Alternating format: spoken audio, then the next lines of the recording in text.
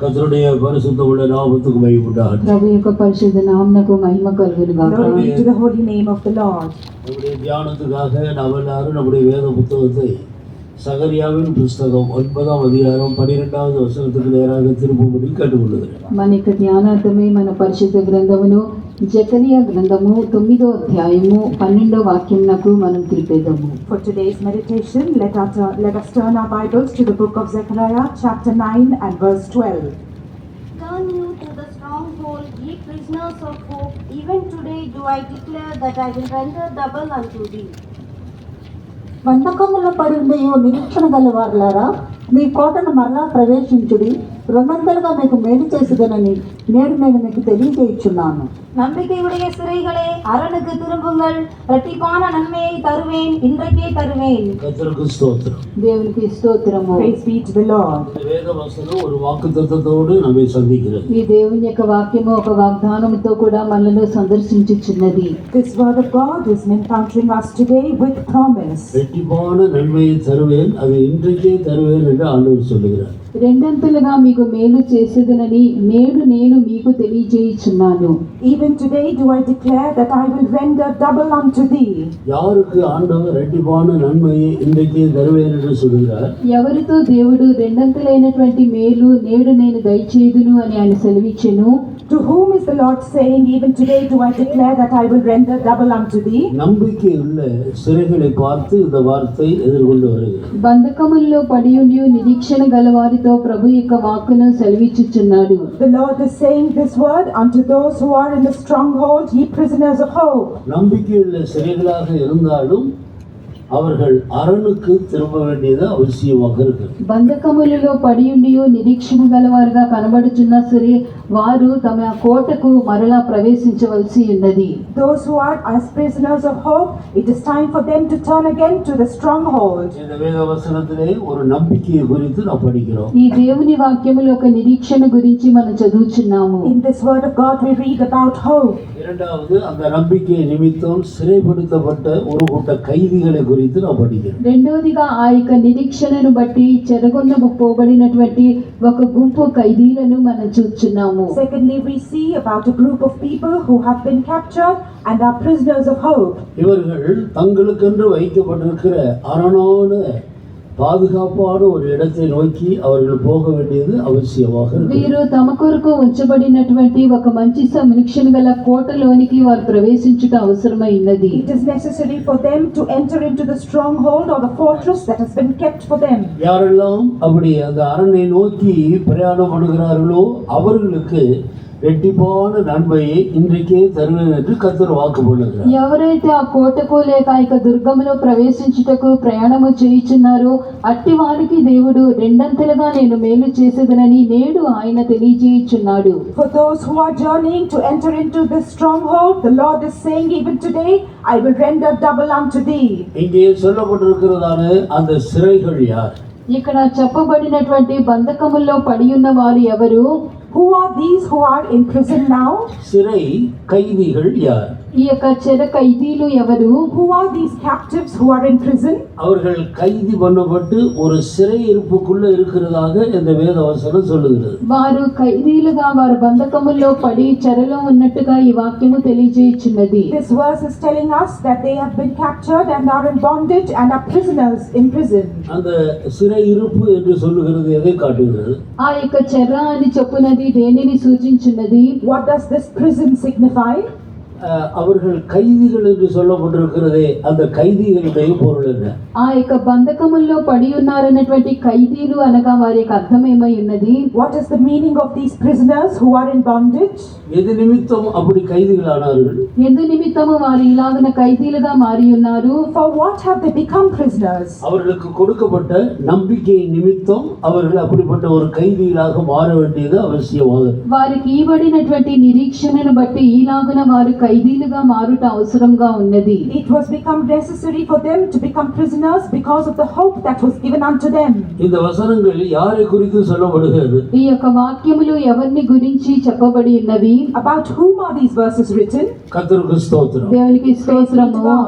அது வேற யாரையும் குறித்து அல்ல. இந்த புதிய ஏற்பாட்டு காலத்தில் பரிசுத்த ஆவியினால் அபிஷேகம் பண்ணப்பட்ட தேவனுடைய ஜனங்களை குறித்து தான் இவ்விதமாக சொல்லப்படுகிறது. మరి ఎవరిని గురించి కాదు కానీ క్రొత్త నిబంధనలో అభిషేకించబడినటువంటి దేవుని యొక్క జనులను గురించి ఇక వాక్యం అనేది వ్రాయబడి ఉన్నది. This verse has been written about none other than the New Testament people of God who have been anointed. தேவ ஆவியினால் அபிஷேகம் பண்ணப்பட்ட தேவ ஊழியர்களையும் தேவ ஜனங்களையும் குறித்து சொல்லப்படுகிறது. దేవుని ఆత్మ ద్వారా అభిషేకించబడిన దేవుని యొక్క సేవకులు దేవుని యొక్క జనులను గురించే వ్రాయబడి ఉన్నది. It has been written about the servants of God and the people of God who are anointed by the Spirit of God. இவர்களை கைது பண்ணினது யார்? వీరిని బంధకముల్లో పడవేసినది ఎవరు? Who is it that has kept them in prison? தேவ ஆவியானவர். దేవుని యొక్క ఆత్మయే. It is the Spirit of God. தேவன் தன்னுடைய ஆவியினாலே இவர்களை கைது பண்ணி இருக்கிறார். దేవుడు తన ఆత్మ ద్వారానే వీరిని ఖైదీలుగా ఆయన చెరగొని ఉన్నాడు. It is through His Spirit alone that the Lord has made them prisoners. இவர்கள் ஒரு சிறை இருப்புக்குள்ளே காணப்படுகிறார். వీరిద్దరు కూడా ఒక చెరలో కనబడుచున్నట్టుగా ఉన్నారు. These two are being seen in prison.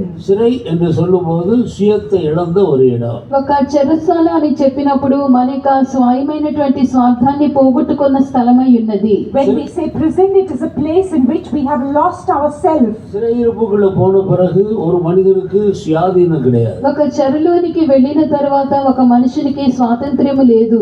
After a person is imprisoned, there is no more independence for that person. அவன் விரும்புகிற ஆகாரத்தை அவன் முன்பு உட்கொண்டது போல உட்கொள்ள முடியாது. అతడు కోరుకొనుచున్నటువంటి ఆహారము ముందుగా అతడు తినినట్లుగా ఇక మీదట అతడు తినచాలడు. He will not be able to partake of the food that he wants to eat. கொடுக்கப்படுகிற ஆகாரத்தை தான் அவன் உட்கொள்ள வேண்டும். ఏ ఆహారం అయితే అతని ఎదుట ఇవ్వబడి పెట్టబడుచున్నదో దానినే భుజింపవలసి ఉన్నది. Whatever food is set before him, he has to eat that. தான் விரும்புகிறது போல அவன் ட்ரெஸ் பண்ண முடியாது. తాను కోరుకొనుచున్నట్లుగా వస్త్రములను ధరించలేడు. He can no longer wear the garments that he desires. அங்கு கொடுக்கப்படுகிற வஸ்திரத்தை தான் அவன் உடுத்திக் கொள்ள வேண்டும். వారికి ఇవ్వబడుచున్న వస్త్రములను మాత్రమే వారు ధరించవలెను. They can only put on the garments that are given unto them. ஜெயிலில் இருக்கிற ஆட்களை போய் பாருங்கள். మీరు జైల్లో ఉన్నటువంటి మనుషులను వెళ్ళి చూడండి. Go and see the people who are in prison. அவர்களுக்கென்று அங்கே கொடுக்கப்படுகிற வஸ்திரங்கள் உண்டு, அதைத்தான் அவர்கள் உடுத்திக் கொள்ள வேண்டும். వారికి ఇవ్వబడుచున్న వస్త్రములున్నవి వాటినే వారు ధరించవలెను. They will be given certain garments and they have to wear only those. அங்கு போய் தான் விரும்புகிற எந்த வேலையும் செய்ய முடியாது. அவர்கள் கொடுக்கிற வேலையை தான் செய்ய வேண்டும். అక్కడికి వెళ్ళి తాను కోరుకొనుచున్న ఏ పని కూడా అతడు చేయలేడు. వారు ఇచ్చుచున్నటువంటి పని మాత్రమే వారు చేయవలెను. Over there, they cannot do anything that they desire. They can only do the works that have been given unto them. தாங்கள் வீட்டிலே படுத்து உறங்குறது போல வசதியாக படுத்து உறங்க முடியாது. அங்கே இருக்கிற வசதிக்கு ஏற்ற விதத்தில் தன்னை மாற்றிக்கொள்ள வேண்டும். అయితే తను ఇంటిలో ఉండినప్పుడు ఎలాగనో పండుకొని నిద్రపోవచ్చున్న వాడై ఉన్నాడో తన సౌకర్యానికి తగినట్టుగా జైల్లో ఉన్నప్పుడు అలాగనో చేయలేడు. వారు ఎటువంటి ఒక సౌకర్యములను ఇచ్చుదునో దాన్ని అనుసరించి మాత్రమే అతడు నిద్రించువాడుగా కనబడవలెను. As he was at home, when they were feeling sleepy, they could sleep, but they could no longer do that. When they are in prison, they can only have the facilities that have been provided for them. அவர்கள் சிறை கைதிகள் ஆவதற்கு முன்பாக இருந்து அவருடைய எல்லா நண்பர்களோடு உள்ள தொடர்புகளை விட்டு தங்களை வேறுபடுத்திக் கொள்ள வேண்டும். తాను చెరలోనికి ఒక ఖైదీగా తీసుకొని వెళ్ళుటకు ముందుగా తనకున్న స్నేహితులందరినీ కూడా అతడు విడిచిపెట్టి అతడు వెళ్ళవలసినటువంటి వాడై ఉన్నాడు. When a person is taken into prison as a convict, he has to forsake all the friends that he had before. எனவே சிறை கைதிகள் என்று சொல்லும்போது தங்களுடைய சுயத்தை எல்லாம் இழந்த கூட்டத்தார். కాబట్టి చెర ఖైదీలు అని చెప్పినప్పుడు తమకున్నటువంటి స్వాధీనం అంతే కూడా స్వేచ్ఛను పోగొట్టుకొనిన గుంపు వారై ఉన్నారు. Therefore, this group of prisoners are the ones who have lost every freedom and independence that they have of their own self. இங்கே நம்பிக்கையுள்ள சிறைகள் என்று ஒரு கூட்ட சிறை கைதிகளை பற்றி வேதம் நமக்கு அறிமுகப்படுத்துகிறது. అయితే ఇక్కడ మనం చదివినప్పుడు నిరీక్షణ కలిగినటువంటి ఒక గుంపు బంధకముల్లో పడినటువంటి ఖైదీలను గురించి మనకు తెలియజేయుచున్నది. In the scripture portion that we have read, it tells us about the group of people who are imprisoned for hope. பூமியில் உள்ள எல்லா சிறைகளிலேயும் ஜெயிலில் எல்லாம் குற்றம் செய்து குற்றத்து நிமித்தம் அவர்கள் சிறைப்படுத்தப்பட்டு குற்றவாளிகளாக அடைக்கப்பட்டிருக்கிறார். అయితే భూమిలో ఉన్నటువంటి చెరసాలలో మనం చూసినప్పుడు ఎవరైతే నేరము చేసి నేరస్తులుగా ఎంచబడుచున్నారో వారే దానిలోనికి వేయబడుచున్నటువంటి వారై ఉన్నారు. But if we look at the prisons which are upon this earth, it is only those who have committed crimes. They are the ones who are imprisoned as convicts. இங்கே சிறைப்படுத்தப்பட்ட இந்த கைதிகள் ஒரு நம்பிக்கை நிமித்தம் சிறைப்படுத்தப்பட்டிருக்கிறார். ఇక్కడ బంధకములో పడి ఉన్నటువంటి ఇక ఖైదీలైన వారు ఒక నిరీక్షణను బట్టి అలాగున కనబడుచున్నారు. But the prisoners that we see here in bondage are the prisoners of hope. அந்த நம்பிக்கை என்ன? ఆ నిరీక్షణ ఏమై ఉన్నది? What is that hope? நம்முடைய கர்த்தராகிய இயேசு கிறிஸ்து வெளிப்படும் போது அவர் இருக்கிற வண்ணமாகவே நாம் அவரை தரிசிக்க போகிறபடியினால் அவருக்கு ஒப்பாக இருப்போம். ஆனபடியினால் அவர் மேல் இப்படிப்பட்ட நம்பிக்கை உள்ளவர்கள் எவர்களும் அவர் சுத்தமுள்ளவராக இருக்கிறது போல தன்னையும் சுத்திகரித்து கொள்ள வேண்டும் என்பதே அந்த நம்பிக்கை. ఎందుకనగా మనము చదువుచుండినప్పుడు మనం ఇక ఏమవుతుందో ఇంకా ప్రత్యక్షపరచబడలేదు కానీ ఆయన ప్రత్యక్షమైనప్పుడు ఆయన ఉన్నట్లుగానే ఆయనను చూద్దాము గనుక ఆయనను పోలియుందమని ఎరుగుదుము. ఆయన యందు ఈ నిరీక్షణ పెట్టుకొనిన ప్రతి వాడును ఆయన పవిత్రుడై ఉన్నట్టుగా తన్ను పవిత్రునిగా చేసుకొనును. The reason being, we know that when he shall appear, we shall be like him. We know not what that shall be, for we shall see him as he is. And every man that hath this hope in him purifieth himself even as he is pure. 1 யோவான் 3ஆம் அதிகாரம் 1-3 వచనాలు వాసి. మొదటి యోహాను పత్రిక 3వ అధ్యాయము 1 నుంచి 3 వాక్యముల వరకు చదవండి. Let us read 1 John chapter 3 and verses 1 to 3. Behold, what manner of love the Father hath bestowed upon us, that we should be called the sons of God. Therefore the world knoweth us not, because it knew him not. Beloved, now are we the sons of God, and it doth not yet appear what we shall be, but we know that when we appear, we shall be like him, for we shall see him as he is. And every man that hath this hope in him purifieth himself, even as he is pure. మనము దేవుని పిల్లలమని పిలువబడినట్లు తండ్రి మనకు ఎట్టి ప్రేమను అనుగ్రహించిన చూడుడి. మనము దేవుని పిల్లలమే. ఈ హేతువు చేత లోకము మనల్ని ఎరుగదు, ఏలయనగా అది ఆయనను ఎరుగలేదు.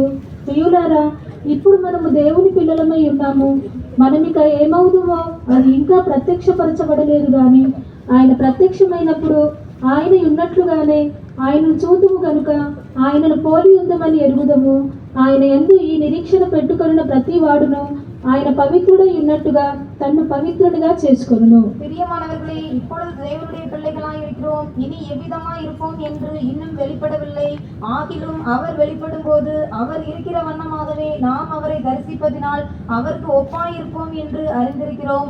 அவர் மேல் இப்படிப்பட்ட நம்பிக்கை வைத்திருக்கிறவன் எவனும் அவர் சுத்தமுள்ளவராய் இருக்கிறது போல தன்னையும் சுத்திகரித்துக் கொள்கிறான். கர்த்தருக்கு ஸ்தோத்திரம். தேவனுக்கு ஸ்தோத்திரம். Praise be to God. இங்கே சொல்லப்பட்டிருக்கிற இந்த நம்பிக்கையுடைய இந்த ஜனங்கள் எப்போது இந்த நம்பிக்கையை பெற்றுக்கொள்றார்? ఇక్కడ చెప్పబడినటువంటి ఇక నిరీక్షణ కలిగినటువంటి ఇక జనులు ఎప్పుడు ఇక నిరీక్షణను వారు పొందుకొని ఉన్నారు? The people who are mentioned here who have this hope, when did they receive this hope? இப்போது நாம் தேவனுடைய பிள்ளைகளாக இருக்கிறோம். ఇప్పుడు మనము దేవుని యొక్క పిల్లలమై ఉన్నాము. Now we are the children of God. இனிமேல் எப்படி இருப்போம் என்று நமக்கு தெரியாது. ఇక మీదట మనం ఏమవుదుమో మనకు తెలియదు. We do not know what we shall be. ஆனால் எப்படி இருப்போம் என்று வேதம் நமக்கு ஒரு அறிவை கொடுக்கிறது. అయితే ఏలాగు ఉందుము అని చెప్పి దేవుని వాక్యము దాని గురించినటువంటి ఒక అవగాహన మనకు ఇచ్చుచున్నది. The word of God is telling us what it will be like when it is to come. அவர் வெளிப்படும் போது அவர் இருக்கிற அதே வண்ணமாக நாம் அவரை தரிசிப்போம். ఆయన ప్రత్యక్షమైనప్పుడు ఆయన ఉన్నట్లుగానే మనం ఆయనను చూతము. We shall see him as he is, and we shall be like him when he shall appear. அன்றைக்கு நாமும் அவருக்கு ஒப்பாக இருப்போம். గనుక మనము ఆయనను పోలి ఉందమని ఎరుగుదుము. Therefore we know that we shall be like unto him.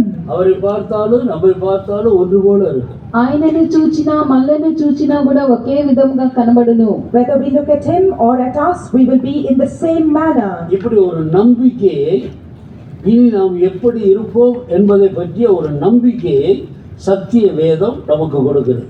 ఇక మీదట మనం ఎలాగో ఉందమో అన్నటువంటి ఒక నిరీక్షణ ఇక సత్య పరిశుద్ధ గ్రంథం అనేది మనకి తెలియపరచుచున్నది. The holy scripture that is true is telling us that how we shall be and how we shall appear when he comes. இப்போது இந்த நம்பிக்கையை பெற்றுக்கொண்ட நாம் தேவனுடைய பிள்ளைகளாக இந்த பூமியில జీవిக்கிறோம். ఇప్పుడు ఇక నిరీక్షణ పొందుకొనినటువంటి మనము దేవుని యొక్క బిడ్డలుగా ఇక లోకమందు మనం జీవించుచున్నాము. Now we who have received this hope, we are living in this earth as the sons of God. அப்படியானால் இதற்கு முன்பாக நாம் எப்படி இருந்தோம்? అలాగైతే దీనికి ముందు మనం ఎలాగున ఉంటిమి? If that is so, then how were we before this? இப்போது நாம் தேவனுடைய பிள்ளைகள். ఇప్పుడు మనము దేవుని పిల్లలము. இதுக்கு முன்னாடி நாம் யாருடைய பிள்ளைகள்? దీనికి ముందుగా మనం ఎవరి పిల్లలము? Now we are the children of God. Before this, whose children were we? இந்த வசனத்தில் 3 விதமான மாற்றத்தை குறித்து நாம் படிக்கிறோம். ఈ వాక్యంలో 3 విధమైన మార్పులను గురించి మనం చదువుచున్నాము. In this verse, we can read about 3 kinds of changes. இப்போது நாம் தேவனுடைய பிள்ளைகள். ఇప్పుడు మనము దేవుని యొక్క పిల్లలము. Now we are the children of God. இனிமேல் நாம் தேவனை போல அவருக்கு ஒப்பாக மாற போகிறோம். ఇక మీదట మనము దేవుని వలె ఆయనను పోలిన వారముగా మార్చబడుదుము. And henceforth we shall be seen how he is like unto him. அப்படியானால் இதற்கு முன்பாக நாம் பிசாசின் பிள்ளைகளாக இருந்தோம். అనగా దీనికి ముందుగా మనము సాతాను అపవాది యొక్క పిల్లలముగా ఉంటిమి. That means that before this we were the children of Satan or the enemy. பாவம் செய்கிறவன் பிசாசின் பிள்ளையாக இருக்கிறான். పాపము చేయనటువంటి వాడు సాతాను యొక్క పిల్లగా కనబడుచున్నాడు. He that sinneth is seen as the child of Satan.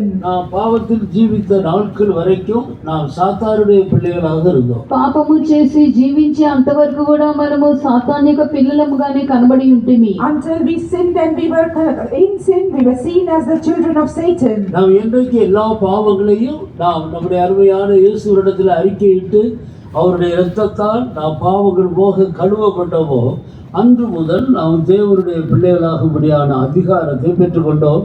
நம்முடைய பெயர் ஜீவ పుస్తకத்திலே எழுதப்பட்டது. ఎప్పుడైతే మనము పాపములన్నీ కూడా మనం ఒప్పుకున్న వారంగా కనబడి ఉన్నామో మన యొక్క దేవుడు మన పాపములన్నీ కూడా క్షమించి ఉన్నాడు. మన యొక్క పేరులు జీవ గ్రంథమందు వ్రాయబడి ఉన్నవి. But when we confessed our sins, our God forgave all our sins and our name was written in the book of life.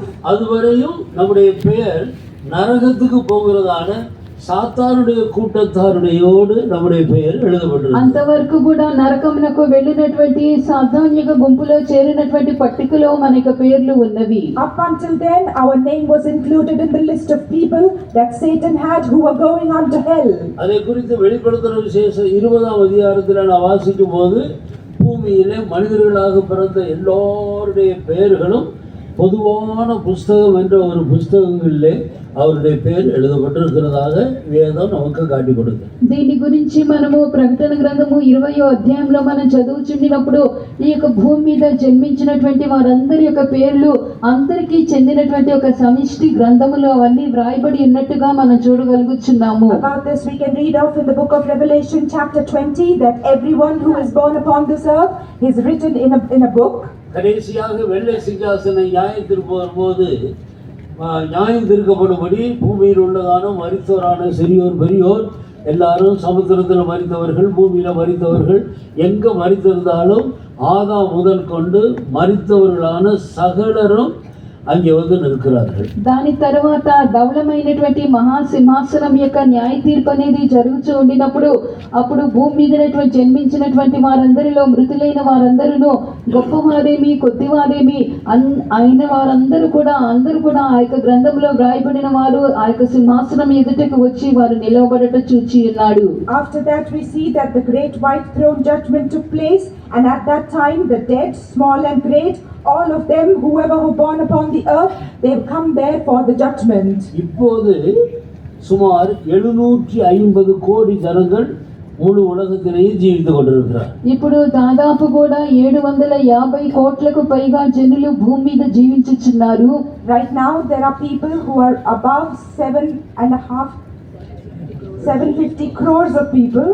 அப்ப இதுக்கு முன்னால மரித்தவர்கள் இது போல எத்தனையோ மடங்கு ஜனங்கள் மரித்துட்டார். అయితే దీనికి ముందుగా మరణించినటువంటి వారు దీనికంటే ఎన్నో రెట్లు అధికంగా మరణించిన వారిని కూడా చూడగలుగుచున్నాము. We can also see the people who died before this many times more. அப்ப ஆதாம் முதல் கொண்டு நாம் கணக்கெடுக்கும் போது பல கோடி ஜனங்கள் மரித்துட்டார். ఆదాము నుంచి మనము లెక్క వేయించి వచ్చినట్లయితే పలు కోట్ల జనులు వారు మరణించిన వారుగా కనబడుచున్నారు. From the time of Adam, if we count, we can see that many multitude of crores of people have died. ஆனால் எல்லாருடைய பெயரும் పుస్తకங்களிலே எழுதப்பட்டது. అయితే అందరి యొక్క పేర్లు గ్రంథములలో వ్రాయబడి ఉన్నవి. And everybody's name was written in the books. ஒரு மனிதன் இந்த பூமியில பிறந்து பேர் வைத்த உடனே அவருடைய பேரோடு சேர்த்து அந்த பரலோகத்தில் இருக்கிற புஸ்தகங்களிலே பெயர் எழுதப்பட்டு கொண்டே வருது. అయితే ఒక మనుషుడు ఇక భూమి మీద జన్మించినప్పుడు అతను పేరు పెట్టబడుచు ఉన్నాడు. ఆ పేరుతో కూడా పరలోకమందు ఉన్నటువంటి పుస్తకములో కూడా అతని యొక్క పేరు అనేది వ్రాయబడుటను మనం గ్రహించవలెను.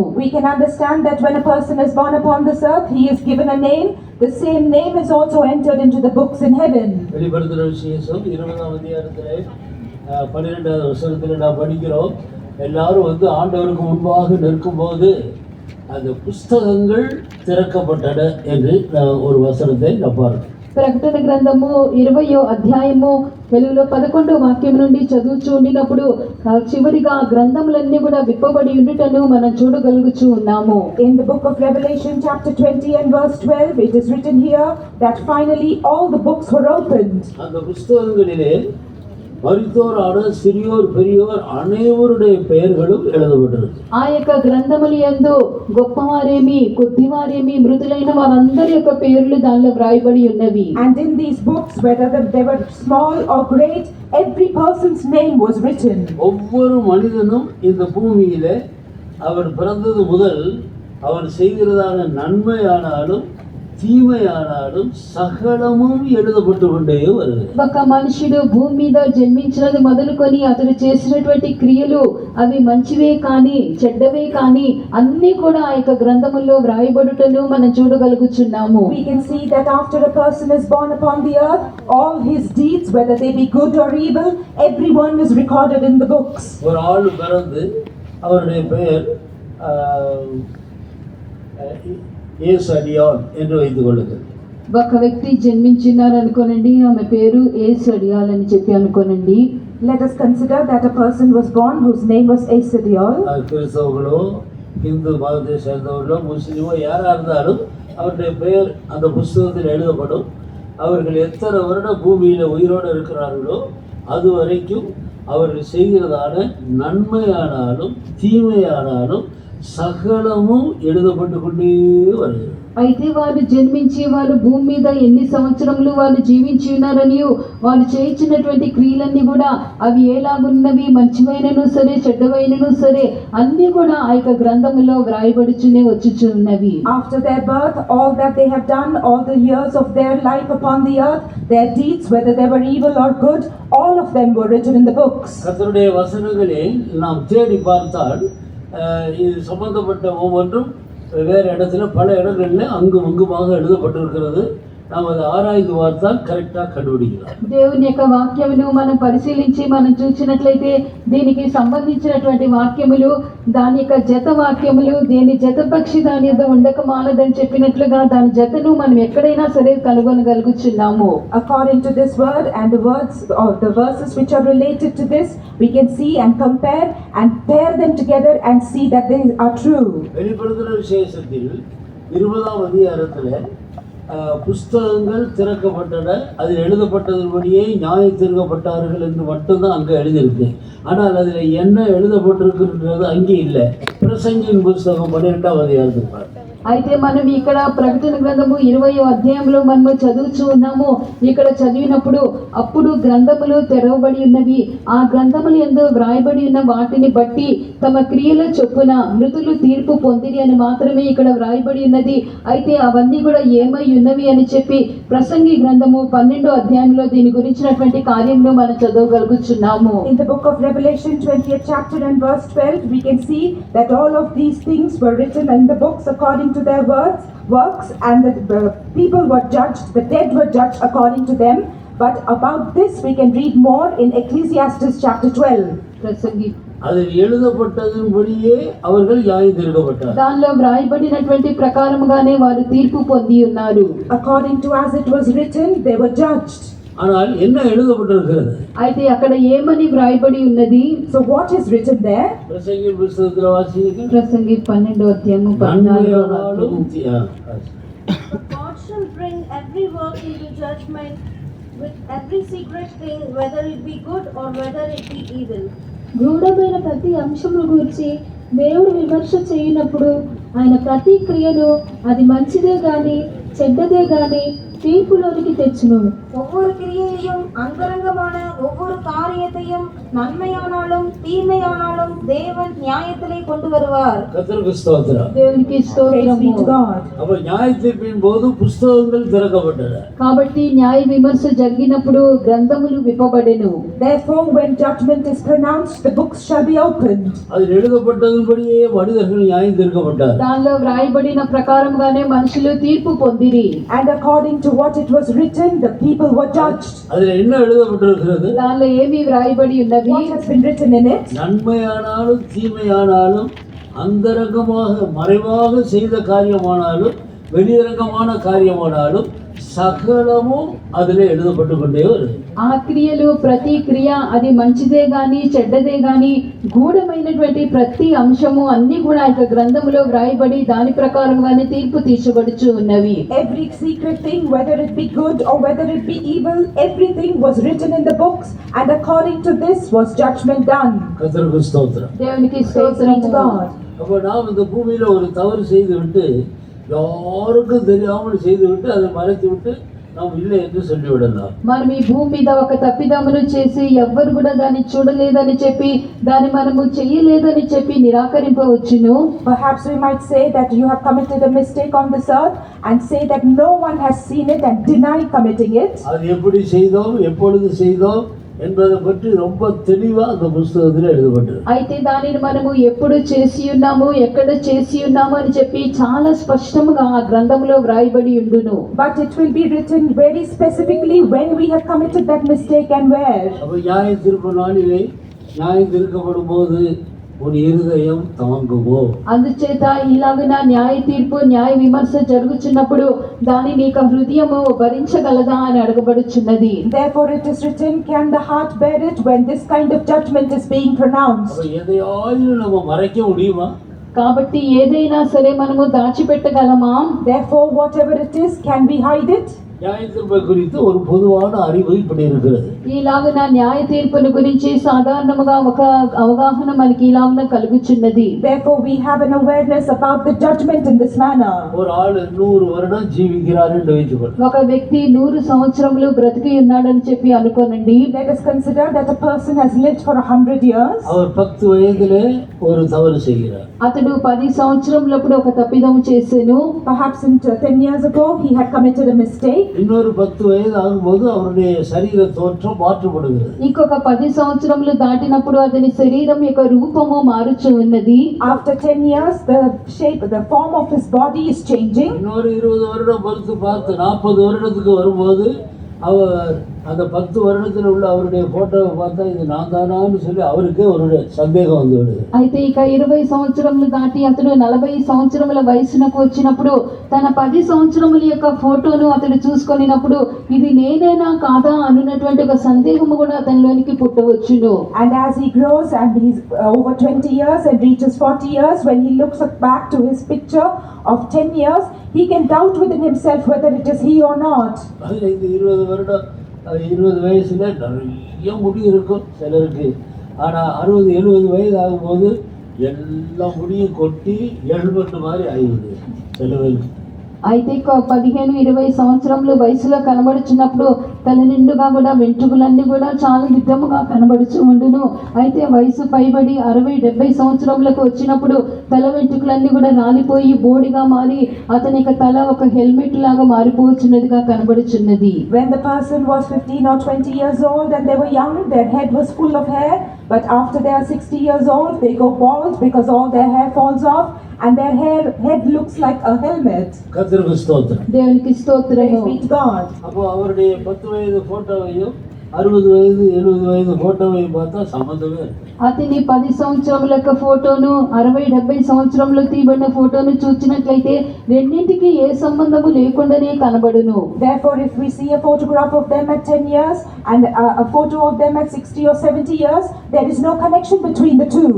அவர் 100 வயதுல மறிக்கும் போது பார்த்தால் அவருடைய சரீர தோற்றத்திலே எவ்வளவோ மாற்றங்கள் உண்டாయి. అయితే 100 సంవత్సరములప్పుడు అతడు మరణించినప్పుడు అతని శరీరం యొక్క రూపమును చూసినప్పుడు దానిలో ఎన్నో మార్పులు జరిగినవిగా కనబడుచున్నవి. Therefore, by the time he is 100 and he is upon his deathbed, we can see there are many changes in his body. இந்த 100 வயது வரைக்கும் அவர் செய்த சகல காரியங்களும் அந்த புஸ்தகத்திலே எழுதப்பட்டு கொண்டே வருது. ఆ 100 సంవత్సరముల వరకు అతడు చేయించినటువంటి ప్రతి క్రియను గురించి ఆ యొక్క గ్రంథములో వ్రాయబడుచునే వచ్చును. And every deed and work that he has committed in those 100 years will all be written in the book. அப்ப நியாயத்தீர்ப்பு வரும்போது அவர் 10 வயதுல ஒரு தவறு செய்திருந்தால் அந்த புஸ்தகத்தை பார்க்கும்போது இவர் ஒரு 10 வயது பையனை போல மாறி இருப்பார். అయితే ఆయన న్యాయ తీర్పు జరిగినప్పుడు 10 సంవత్సరముల వయసులో అతడు ఒక తప్పిదమును చేసి ఉండగా అతడు ఆ యొక్క గ్రంథమును చూచినప్పుడు అతడు ఒక 10 సంవత్సరముల వయసు కలిగినటువంటి స్థితిలోనికి వచ్చుచున్నవాడుగా కనబడును. But when he shall see the book in which it was recorded the mistake that he committed when he was 10 years old, then he will return back to that state. அவன் நான் இல்லைன்னு சொல்ல முடியாது. అప్పుడు నేను కాను అని అతడు చెప్పజాలడు. At that time he cannot say it was not me. 60 வயதுல ஒரு தவறு செய்திருந்தால் அவர் 100 வயதுல மறித்திருந்தாலும் கூட அந்த நியாய தீர்ப்புல அந்த புஸ்தகத்துக்கு முன்பாக அவருடைய 60 வயதுல செய்த குற்றத்தை பார்க்கும்போது இவர் 60 வயதாக மாறியிருப்பார். అయితే 60 సంవత్సరములు అతడు ఏదైనా తప్పిదము చేసినప్పుడు ఆ యొక్క గ్రంథములు యందు ఆ క్రియను గురించి అతడు చూచినప్పుడు తాను చేసినటువంటి ఆ క్రియను బట్టి ఇప్పుడున్నటువంటి వయసు 100 అయినా సరే ఒక 60 సంవత్సరముల వయసులోనికి వచ్చుచున్నటువంటి వ్యక్తిగానే అతడు కనబడును. But when he reads of himself at 60 years old and he reads a mistake that he has committed at that time in the book, then he will think of himself as a 60-year-old person. ஆனபடியால் நியாய தீர்ப்பு நாளிலே எந்த மனிதனும் அங்க தர்க்கம் பண்ணுவதற்கோ நான் இல்லைன்னு சொல்லி సమానిத்து பேசுறதுக்கு இடமே இருக்காது. కాబట్టి న్యాయ తీర్పు దినమందు ఏ వ్యక్తి అయినా సరే అక్కడ తర్కించుటకో అది నేను కాను అని చెప్పుటకో ఎటువంటి ఒక ఆస్కారం అక్కడ లేకుండానే కనబడుచున్నది. Therefore upon the day of judgment it is not possible for anyone to argue or to say it is not I. தேவன் நீதியுள்ள நியாயாதிபதி. దేవుడైతే నీతిగల న్యాయాధిపతి అయి ఉన్నాడు. Our God is a righteous judge. அவருடைய நியாய தீர்ப்பு சரியா இருக்கும். ఆయన యొక్క న్యాయ తీర్పు అనేది సరిగ్గా కనబడును. And his judgment is right. எந்த மனிதனும் அதில் எந்த குற்றமும் சொல்வதற்கு ஒன்றுமே இருக்காது. ఏ మనుషుడైనా సరే దానిలో ఏ తప్పు పట్టడానికే అక్కడ ఆస్కారమే ఉండదు. There is no opportunity for any man to find any fault with the judgment. தன்னை பற்றி எழுதியிருக்கிற அந்த புஸ்தகத்தில் அவன் பார்க்கும்போதே அவன் இது நியாயம்தான், எனக்கு கொடுக்கப்பட்டிருக்கிற இந்த தண்டனை நியாயம்தான் என்று அவன் ஏற்றுக்கொள்ளுவான், மறுக்கவே முடியாது. ஆனபடியால் அவன் அதற்கு ஏற்ற விதத்தில் தானே போய் அந்த அக்கினியும் கந்தகம் வருகிற அந்த கடலில் அவன் தானே தன்னை தள்ளிக் கொள்ளுவான். ఆ యొక్క న్యాయ తీర్పు దినమందు గ్రంథముల్లో వ్రాయబడినటువంటి ప్రకారముగా ఆ యొక్క తీర్పు వారికి జరుగుతూ ఉండినప్పుడు దాన్ని ఏమాత్రం కూడా అతడు చెయ్యలేదు అని చెప్పి ఒక మనుషుడు నిరాకరించలేడు. దానిలో చేసినటువంటి తప్పు తానే చేసి ఉన్నాడని తప్పక ఒప్పుకొనవలసి ఉన్నదే. దానిని బట్టి అతడు తనంతట తానే వెళ్ళి అగ్నిగుండములో తానే పడిపోవచ్చినటువంటి ఒక స్థితిలోనికి వచ్చుచున్న వాడిగా కనబడును. Upon the day of judgment it is not possible for any man whose mistakes are being read from the books to deny that he has committed those mistakes. He has to confess them and he himself throw himself into the fire. 20వ అధ్యాయం వెలుపడుతున్న విశేషం 20వ అధ్యాయం కడేసి వచనంతో వాసించే ప్రకటన గ్రంథము 20వ అధ్యాయము చివరి వాక్యాన్ని చదవండి. Let us read the book of Revelation chapter 20 and the last verse. And whosoever was not found written in the book of life was cast into the lake of fire. ఎవరి పేరైనను జీవ గ్రంథమందు వ్రాయబడినట్టు కనబడని ఎడల వాడు అగ్నిగుండంలో పడవేయబడును. ஜீவ புஸ்தகத்தில் எழுதப்பட்டவனாக காணப்படாதவன் எவனோ அவன் அக்கினி கடலிலே தள்ளப்பட்டான். அந்த வசனத்தை ஜீவ புஸ்தகத்தில் எழுதப்பட்டவனாக காணப்படாதவன் எவனோ அவன் அக்கினி கடலிலே தள்ளப்பட்டான் என்று எழுதியிருக்கிறது. அதனுடைய மூல பாஷையில் தள்ளி கொண்டான் என்பதுதான் சரியான వార్త. ఎవని పేరైనను జీవ గ్రంథమందు వ్రాయబడినట్టు కనబడని ఎడల వాడు అగ్నిగుండంలో పడవేయబడెను అని వ్రాయబడి ఉన్నది. అయితే మన మూల భాషలోనికి వచ్చి మనం చూసినట్లయితే తను తానే పడవేసుకొనెను అని చెప్పి అర్థమిచ్చుచూ ఉన్నది. And it is written here, and whosoever was not found written in the book of life was cast into the lake of fire. But when we read in the root language, it says that they themselves cast themselves into the fire. தள்ளப்பட்டான்னா யாரோ ஃபோர்ஸா அவனை கொண்டு போய் அக்கினி கடல்ல தள்ளி போட்டது போல இருக்கு. పడవేయబడెను అని చెప్పినప్పుడు ఎవరో ఒకరు బలవంతం చేత అతన్ని పట్టుకొని అక్కడ పడవేసినట్టుగా మనకు అర్థమిచ్చుచున్నది. When we read cast into the lake of fire, it gives us a meaning that someone else was forcibly casting them in. அது தவறு. அது நியாய தீர்ப்புல அவன் தன்னை பற்றி எல்லாவற்றையும் பார்த்த உடனே தர்க்கம் பண்றதுக்கு ஒண்ணுமே கிடையாது. நான் அந்த அக்கினி கடலுக்கு போறது நியாயம்தான், தேவன் நீதி உள்ளவர், அவர் சரியான நியாய தீர்ப்பு எனக்கு கொடுத்திருக்கிறார் என்று சொல்லி தானே போய் அந்த అగ్ని కడల్లో విழுந்து కొள்ளுவார். అయితే ఇలాగ వ్రాయబడట తప్పై ఉన్నది. అయితే న్యాయ తీర్పు దినమందు తన గురించిన తప్పిదములు తెలియజేసినప్పుడు తర్కించుటకు అక్కడ ఎటువంటి ఒక ఆస్కారమే ఉండదు. ఎందుకనగా అవి గ్రంథములో వ్రాయబడి ఉన్నవి. అవును, దేవుడు నీతిగల న్యాయాధిపతి అయి ఉన్నాడు, నీతిగానే తన న్యాయమును విధించుచున్నాడని ఒప్పుకొని తను తానే వెళ్ళి ఆ యొక్క అగ్నిగుండంలో పడవేయబడుటనే మనము చూడగలుగుచున్నాము. The way it is written here is incorrect, because on the day of judgment, when their sins are read out to them, they themselves will know that it is a righteous judge that is judging them, that the Lord's judgment is true, and of their own accord they will confess and cast themselves into the fire. தள்ளப்பட்டான் என்ற அந்த இடத்தை நீங்கள் பிராக்கெட்ல தள்ளி கொண்டான் என்று எழுதி கொள்ளுங்கள். పడవేయబడెను అని చెప్పినటువంటి మాటకు ప్రక్కన మీరు బ్రాకెట్ లో మీరు వ్రాసుకోనండి, తన్ను పడవేసుకొనెను అని వ్రాసుకోనండి. Where it is written cast into the lake of fire, in brackets you must write cast themselves. தன்னை தானே தள்ளி கொண்டான். తన్ను తానే అక్కడ పడవేసుకొనెను. Of their own accord they cast themselves. சிலருடைய பாவங்கள் நியாய தீர்ப்புக்கு முந்தி கொள்ளும். కొందరి యొక్క పాపములనేవి న్యాయ తీర్పునకు అవి ముందుగా వెళ్ళుచూ ఉండును. There are some whose sins go before them before the judgment. சிலருடைய பாவங்கள் நியாய தீர்ப்பு வரைக்கும் அது தொடரும். కొందరి యొక్క పాపములైతే న్యాయ తీర్పు వరకును కూడా అవి తేటగా బయలుపరుచునే ఉన్నవి. And there are those whose sins have become clear even before the judgment. ஆனபடியால்தான் நியாய தீர்ப்பு நாளிலே மனிதர்கள் யாரும் தப்ப முடியாது. எப்படிப்பட்ட மனிதர்களாக இருந்தாலும் அங்கே தர்க்கம் பண்ணுவதற்கு ஒன்று இருக்காது. ஆனபடியால் இப்பொழுதே நம்முடைய குற்றங்களை ஒத்துக்கொண்டு நம்மை தாழ்த்தி அறிக்கையிட்டால் நியாய தீர்ப்புக்கு நம்முடைய பாவங்கள் முந்தி கொள்ளும். அந்த நியாய தீர்ப்பு நமக்கு கிடைக்காது. కాబట్టి ఎవరైనాను సరే వారు న్యాయ తీర్పు విధించబడుచుండినప్పుడు దాన్ని వారు చేయలేరని తప్పించుకొనలేరు. ఇది కాను అని చెప్పి తర్కించుకునేటువంటి ఒక స్థితి కూడా అక్కడ కనబడదు.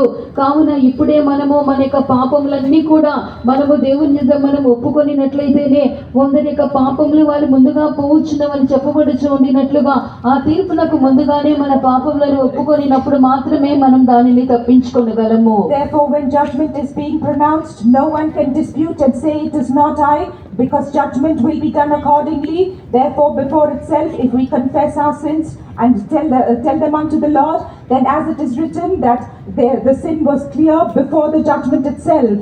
அறிக்கையிடாமல் நாம் மறைத்து வைத்திருக்கிற பாவங்கள் நியாய தீர்ப்பு வரைக்கும் தொடர்ந்து நம்ம న్యాయ తీర్పులో கொண்டு வந்து நிறுத்தும். ఒప్పుకోలు చేయకుండా కనబడుచున్నటువంటి పాపములన్నీ కూడా న్యాయ తీర్పు వరకు కూడా మనకి వెంటే వచ్చుచూ ఉండి న్యాయ తీర్పు ఎదుట అవన్నీ కూడా కనబడుచూ ఉండును. All the sins which are not confessed, they will pursue us even until the judgment, and at the time of judgment they will be made open.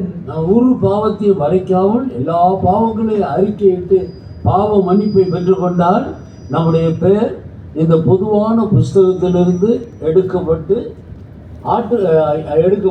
జీవ పుస్తకం ఎన్கிறதான அந்த పుస్తకத்திலே நம்முடைய பெயர் எழுதப்படும். కాబట్టి ఏ పాపమును కూడా మనము దాచిపెట్టకుండా సకల పాపములను కూడా మనం ఒప్పుకొనిచున్నటువంటి స్థితిలో మనం కనబడినట్లయితే ప్రభు మన యొక్క పేరును అందరికీ చెందినటువంటి ఈ యొక్క సమిష్టి గ్రంథము నుండి దాన్ని తీసివేసి జీవ గ్రంథము అనేటువంటి గ్రంథములో మన యొక్క పేరును వ్రాయిచున్న వాడై ఉన్నారు. Therefore, if we do not hide our sins and we confess them all, then the Lord will remove our name from this book which records all of mankind and put it into the book of life. அப்ப ஜீவ புஸ்தகத்திலே பேர் எழுதப்பட்டவர்களுக்கு அந்த கடைசி ஆக்கினை தீர்ப்பு கிடையாது. కాబట్టి జీవ గ్రంథములో ఎవరి పేరైతే వ్రాయబడి ఉన్నదో వారికి చివరిలో జరుగుతున్నటువంటి శిక్షా విధి వారికి ఉండదు.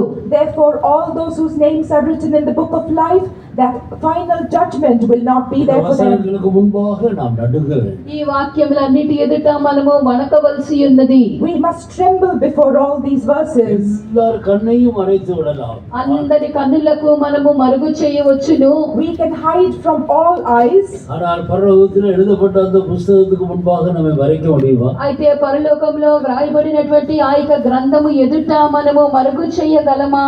But can we hide it from the book in which it is all recorded in heaven? எல்லா ப்ரூஃபோட நாம் செய்த தவறுகள் அந்த புஸ்தகத்தில் எழுதப்படும். ఆ యొక్క గ్రంథమందు మనం చేసినటువంటి తప్పిదములన్నీ కూడా వాటిని నిర్ధారించుచు అన్ని కార్యములు అక్కడ వ్రాయబడుటను చూడగలము. We can see that all our sins have been written in those books with the evidence and proof thereof.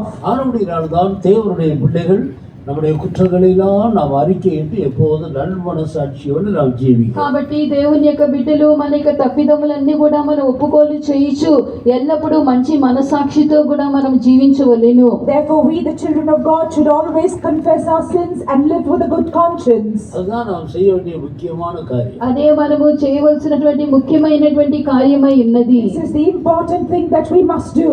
நீங்கள் நன்றாக படிக்கலாம், நல்ல வேலை செய்யலாம், நிறைய சம்பளம் வாங்கலாம், நல்ல வசதியாக இருக்கலாம், அது முக்கியம் அல்ல. நீங்கள் எப்படி இருந்தாலும் சரி నల్మనసాక్షి எப்போது நமக்கு కానపడ வேண்டும், அதுதான் ముఖ్యం.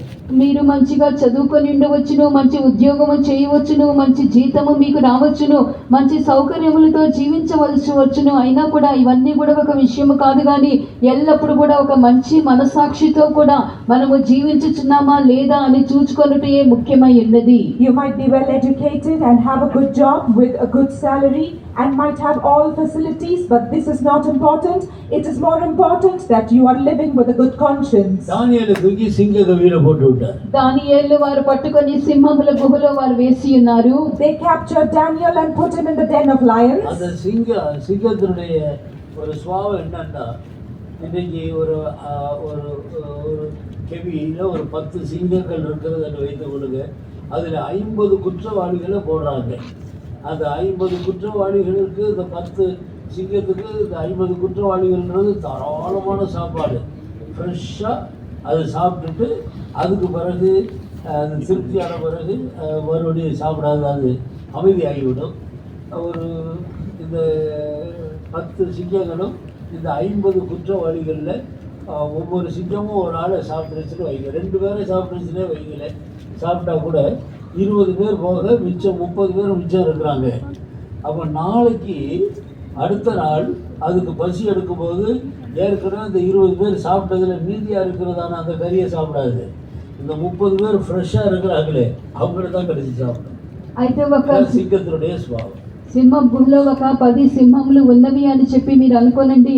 దానిలోనికి ఒక 50 మంది నేరం చేసి తప్పిదం చేసిన వారిని పడద్రోసి ఉన్నారు. అయితే ఇక సింహములైనటువంటి వెళ్ళి వాటిని చంపుకొని అవి తినుచు ఉండును. అయితే ఒక సింహము ఒక వ్యక్తిని తినవచ్చును, కావాలంటే 2 వ్యక్తులైనా కూడా అది తినవచ్చును. అలాగునే ఇక 10 సింహములు తినినా సరే 20 మందినే అది తినగలిగినవిగా కనబడుచున్నవి. ఇక 30 మంది అక్కడ మిగిలిన వారుగా కనబడుచు ఉందురు.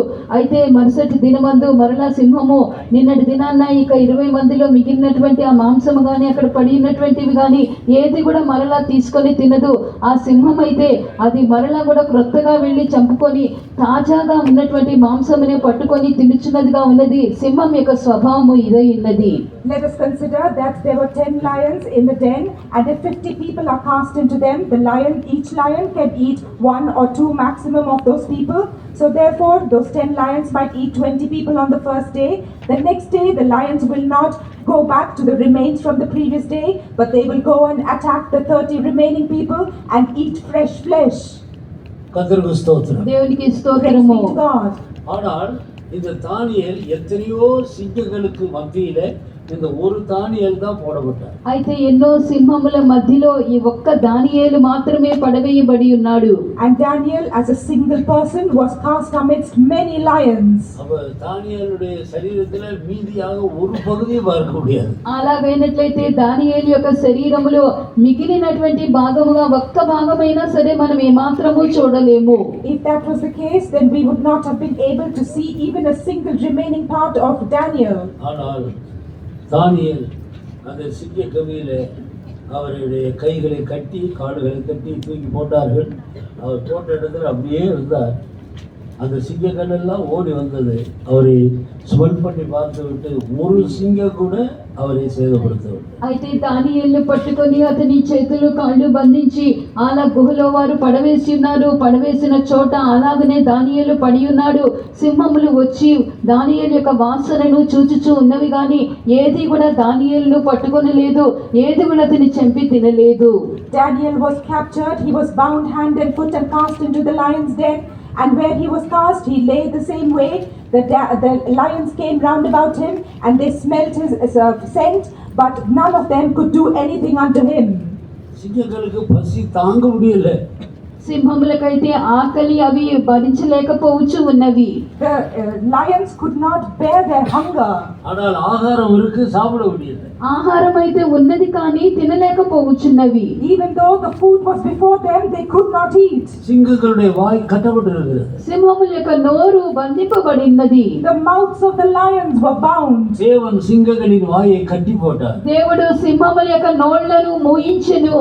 The Lord shut the mouths of the lions. காரணம் என்ன? కారణం ఏమిటి? What is the reason? தானிయేலுக்குள்ள இருந்த நல்ல మనస్సాక్షి, దానియేలులో కనబడుచున్నటువంటి మంచి మనస్సాక్షి, The good conscience that was seen in Daniel. அப்ப நல்ல మనస్సాక్షిயுடைய வேல்யூவை பாருங்க. కాబట్టి మంచి మనస్సాక్షి యొక్క విలువ ఎంతో చూడండి. Therefore you can see what the value of a good conscience is. நீங்கள் பல கோடி ரூபாய் சம்பாதித்து 10 பெரிய வீடுகளை கட்டி வைத்திருக்கலாம். మీరు పలు కోట్ల రూపాయలు సంపాదించి 10 పెద్ద ఇల్లు మీరు కట్టించుకొనవచ్చును. You can earn several crores of rupees and build 10 big houses. ஆனால் இந்த பூமியில இருக்கும்போது நல் மனசாட்சியை நீங்கள் கட்டாவிட்டால் நீங்கள் கட்டின 10 வீடு இருக்கு. అయితే భూమి మీద ఉండగా మంచి మనస్సాక్షిని కట్టుకొనకుండా ఉన్నట్లయితే మీరు కట్టినటువంటి ఆ యొక్క 10 ఇళ్ళు ఎందు నిమిత్తమై ఉన్నవి. But if you do not build a good conscience while you are upon this earth, what is the use of these 10 houses? அடுத்த நாள் ராஜா வருகிறார். మరుసటి దినమందు రాజు అక్కడికి వచ్చుచున్నాడు. The next day the king came there. துயர சத்தத்தோடு, தானியேலே, ஜீவனுள்ள தேவனுடைய தாசனே, நீ இடைவிடாமல் ஆராதித்த உன் தேவன் உன்னை தப்புவிக்க உண்மையா இருந்தாரா என்று கேட்டார். రాజు ఆ గుహ దగ్గరికి రాగానే దుఃఖ స్వరముతో దానియేలును పిలిచి, జీవము గల దేవుని సేవకుడమైన దానియేలు, నిత్యము నీవు సేవించుచున్నటువంటి నీ దేవుడు నిన్ను రక్షింపగలిగేనా అని చెప్పి అతన్ని అడిగాను. And when he came to the den, he cried with a lamentable voice unto Daniel. And the king spake and said, O Daniel, servant of the living God, is thy God whom thou servest continually able to deliver thee from the lions? சிங்க கவிக்கு வெளியே இருந்து ராஜா துயர சத்தத்தோடு கூப்பிடுகிறார். ஆனால் சிங்க கவிக்கு உள்ள இருந்து தானியேல் கம்பீர சத்தமாய், ஆம், என் தேவனை தப்புவிக்க உண்மையா இருந்தார். అయితే సింహముల గుహ యొక్క బయట నిలబడి రాజైతే దుఃఖ స్వరముతో కూడా ఈలాగున దానియేలు పిలిచి అడుగుచున్నాడు. అయితే సింహము గుహ లోపల కనబడుచున్నటువంటి దానియేలైతే గంభీరమైనటువంటి స్వరముతో కూడా, అవును, నా యొక్క దేవుడు సింహముల యొక్క నోటు నుండి ఏ హాని చేయకుండా నన్ను తప్పించెను అని చెప్పి అతడు కేక వేయగలుగుచున్నాడు. The king was standing outside the lion's den, and with a weak lamentable voice he was crying unto Daniel. But from within the den, Daniel with a loud voice was able to say, Yes, my God had sent his angel and had shut the lions' mouths. ஏன் தேவன் என்னை தப்புவித்தார்? ఎందుకొరకు దేవుడు అతని తప్పించెను? Why did the Lord help him to escape? தேவனுக்கு முன்பாக நான் குற்றமற்ற మనసాక్షియుడేవాడు. దేవుని యొక్క దృష్టికి నేను నిర్దోషమైనటువంటి మనస్సాక్షిగా కనబడి ఉంటిని. Because before the Lord I was found in innocency. ராஜாவாகிய உமக்கு முன்பாக நான் நீதிகேடு செய்யவில்லை. రాజా, నీ ఎదుట కూడా నేను నేరము చేసిన వాడును కాను కదా అనెను. And he said also, before thee, O king, have I done no hurt. சிங்கம் அல்லது சிங்கமாகிய பிசாசு ஒரு மனிதனை சேதப்படுத்தாமல் இருக்க வேண்டுமானால் அவன் தேவனுக்கு முன்பாகவும் மனிதருக்கு முன்பாகவும் குற்றமற்ற మనసాட்சியுடையவனாய் எந்த வேலை செய்தாலும் எவ்வளவு பெரிய உத்தியோகம் பண்ணினாலும் కుற்றమற்ற మనసాక్షియే పాదుకాத்துக் கொள்ள வேண்டும். కాబట్టి ఇక్కడ మనం చూస్తూ ఉండినప్పుడు ఎవరైనా సరే వారు దేవుని ఎడలను మనుషుల ఎడలను కూడా వారు నిర్దోషమైనటువంటి మనస్సాక్షిని వారు కాపాడుకొనిచ్చినప్పుడు మాత్రమే సింహమైనటువంటి ఆ యొక్క అపవాది సాతానుడు వారికి ఏ హాని కూడా వారు చేయలేకపోవును. Therefore we can see from this that whosoever will be able to preserve their conscience, good before God and before men, then there's adversary as the lion can do no harm unto them. கர்த்தருக்கு ஸ்தோத்திரம். దేవునికి Praise స్తోత్రము. be to God.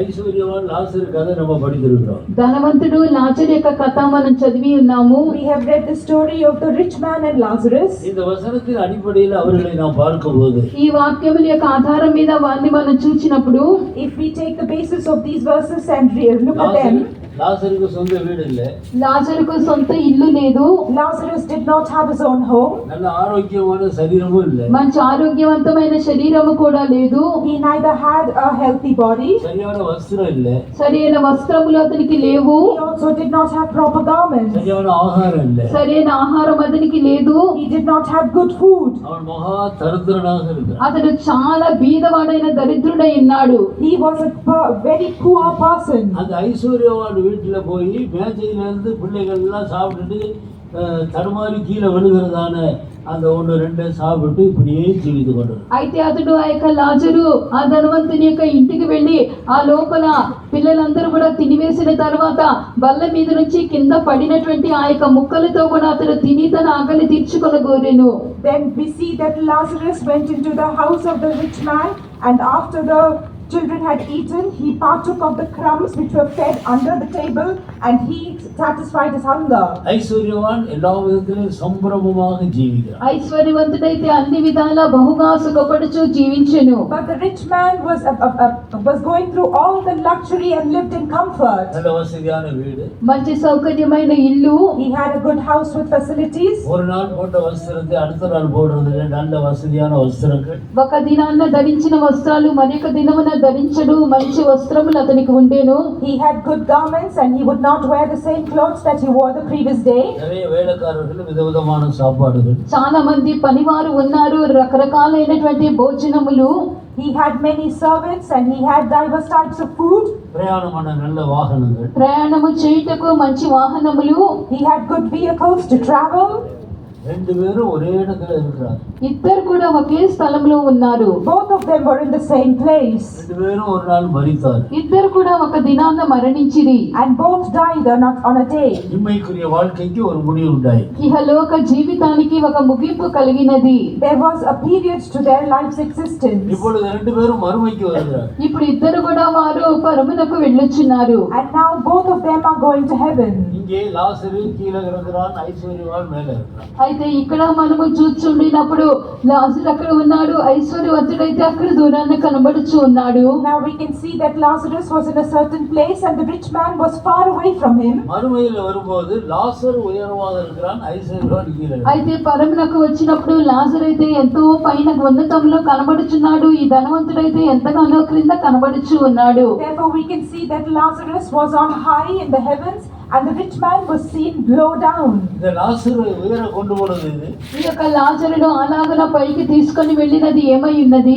What is it that took Lazarus above? அவருடைய நல் மனசாட்சி. అతని యొక్క మంచి మనస్సాక్షి. His good conscience. கர்த்தருக்கு ஸ்தோத்திரம். దేవునికి Praise స్తోత్రము. be to God. ஆனபடியால் இந்த பூமியிலே ஜீவிக்கிறதான நாம் செய்ய வேண்டிய முக்கியமான காரியம் அனுதினமும் நாம் தேவனுக்கு முன்பாக மனுஷருக்கு முன்பாக కుற்றమற்ற మనసాక్షియుడేవరాయి நம்ம பாதுகாக்கணும். அதுதான் ముఖ్యం. కాబట్టి ఇక భూమి మీద మనం ఉండగా మనం చేయవలసినటువంటి ముఖ్యమైనటువంటి విషయం ఏదనగా దేవుని ఎడలను మనుషుల ఎడలను కూడా మన మనస్సాక్షి నిర్దోషమైనదిగా ఉండునట్లుగా దాన్ని కాపాడుకొనుటై ఉన్నది. Therefore the important thing that we must do when we are upon this earth is to be careful to see that our conscience is good towards God and toward man and innocent.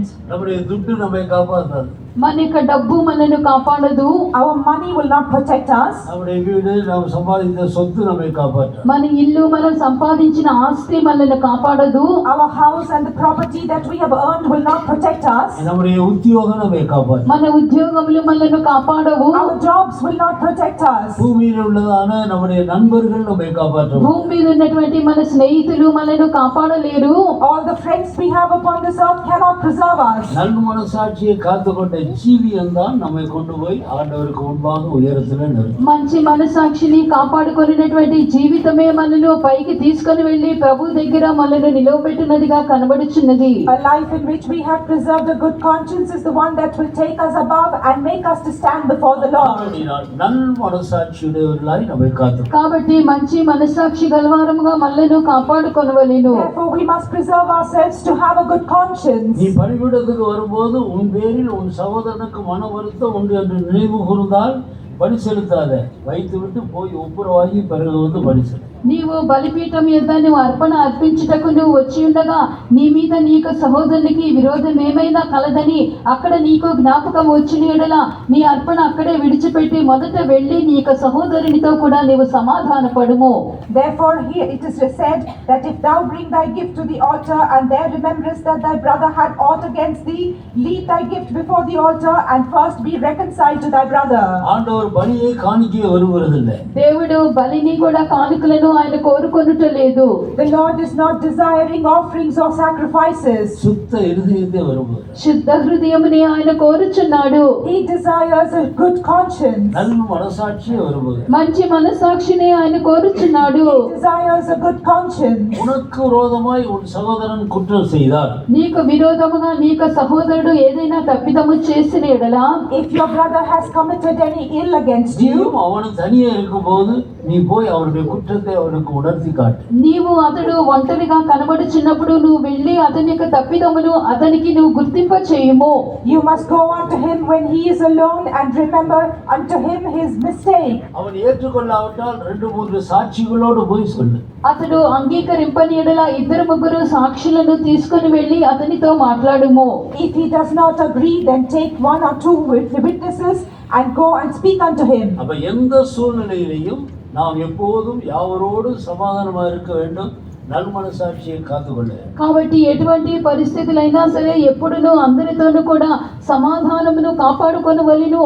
మంచి మనస్సాక్షితో కూడా మనము జీవించిన వారుగా కనబడవలెను. Therefore, whatever be the circumstances, we must be reconciled with all men and we should preserve our good conscience. இப்படி பாவ மன்னிப்பை பெற்றவர்களை கர்த்தர் பரிசுத்த ஆவியினால் அபிஷேகம் பண்ணார். ఇలాగిన పాప క్షమాపణ పొందిన వారిని పరిశుద్ధాత్మతో కూడా ఆయన అభిషేకించును. In this manner, all those who have received the forgiveness of sins, he will anoint with the Holy Spirit. என்றைக்கு பரிசுத்த ஆவி பெற்றுக்கொள்கிறோமோ அன்றைக்கு நாம் தேவ ஆவியினால் சிறைப்படுத்தப்பட்ட கைதிகளாக మారుகிறோம். ఎప్పుడైతే మనము పరిశుద్ధాత్మను పొందుకొనిచున్నామో అప్పుడే దేవుని యొక్క ఆత్మ చేత మనము చెరపట్టబడి బంధకములో పడి ఉన్నటువంటి ఖైదీలుగా మారుచున్నాము.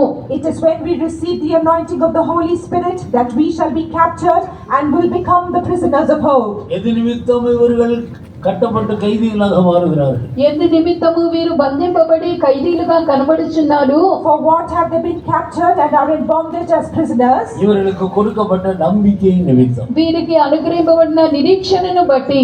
It is for the hope that was granted to இயேசு them. வரும்போது அவர் இருக்கிற வண்ணமாக நான் அவரை தரிசிக்க வேண்டும். నా యేసు వచ్చినప్పుడు ఆయన ఉన్నట్టుగా ఆయనను దర్శింపవలెను.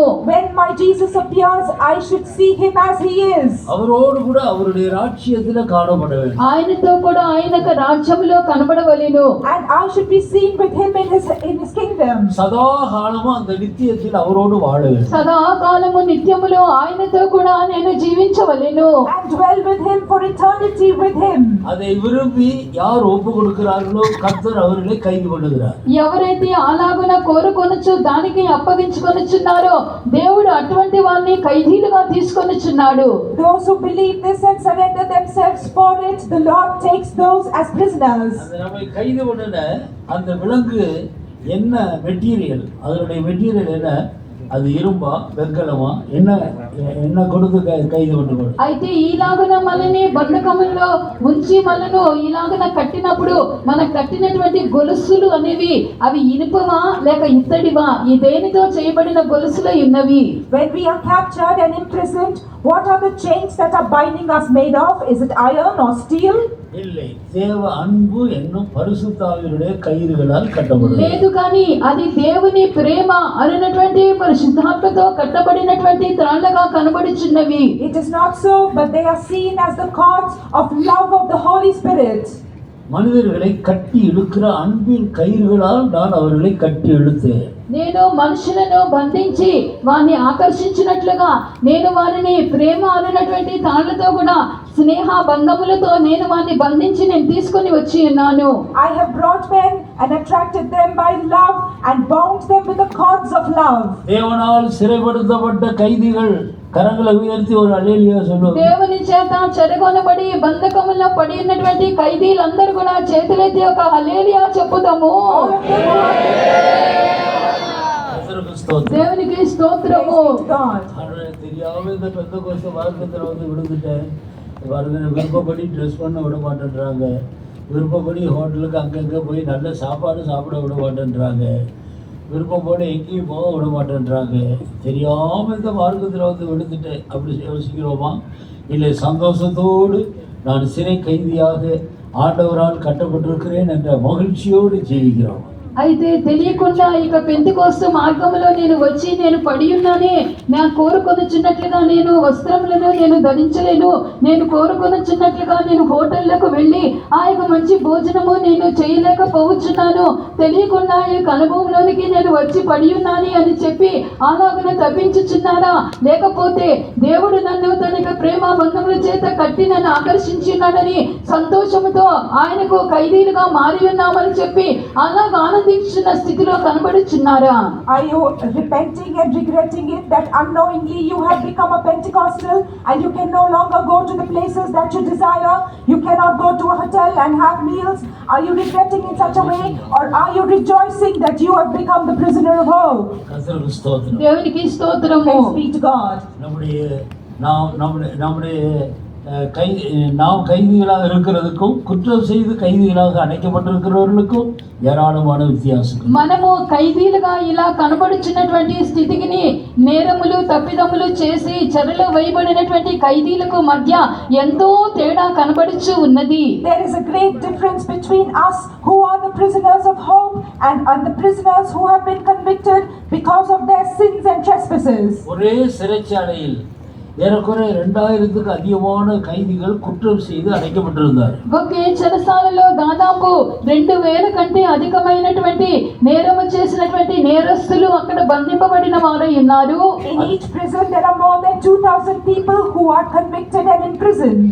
அதே சிறைச்சாலையில ஒரு குற்றமும் செய்யாமல் பரிசுத்த பவுலையும் சீலாவையும் உள்காவலரில் மோசமான குற்றவாளிகள் அடைக்கப்படுகிற இடத்தில் அடைத்தார்.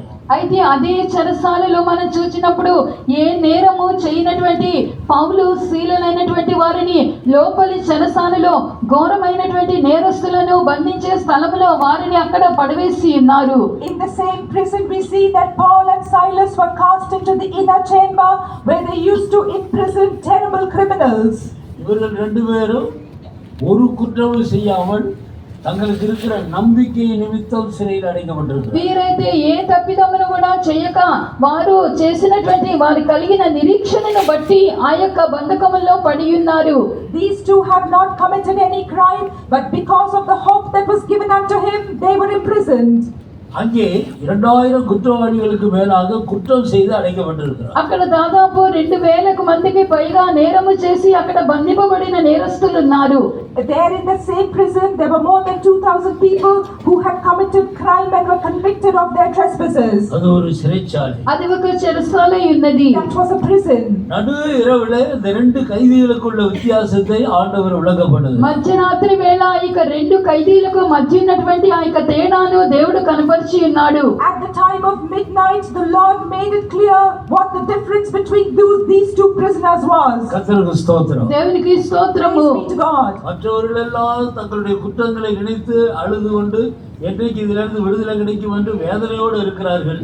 இவர்கள் 2 பேரும் நடு ராத்திரியில பாடி துதிக்கிறார். మిగిలిన నేరస్తులైతే ఎప్పుడు మాకు విడుదల దొరుకునా ఇక చెర నుండి అని చెప్పి వేదనతో కూడా అలాగున విలపించువారుగా కనబడి ఉన్నారు.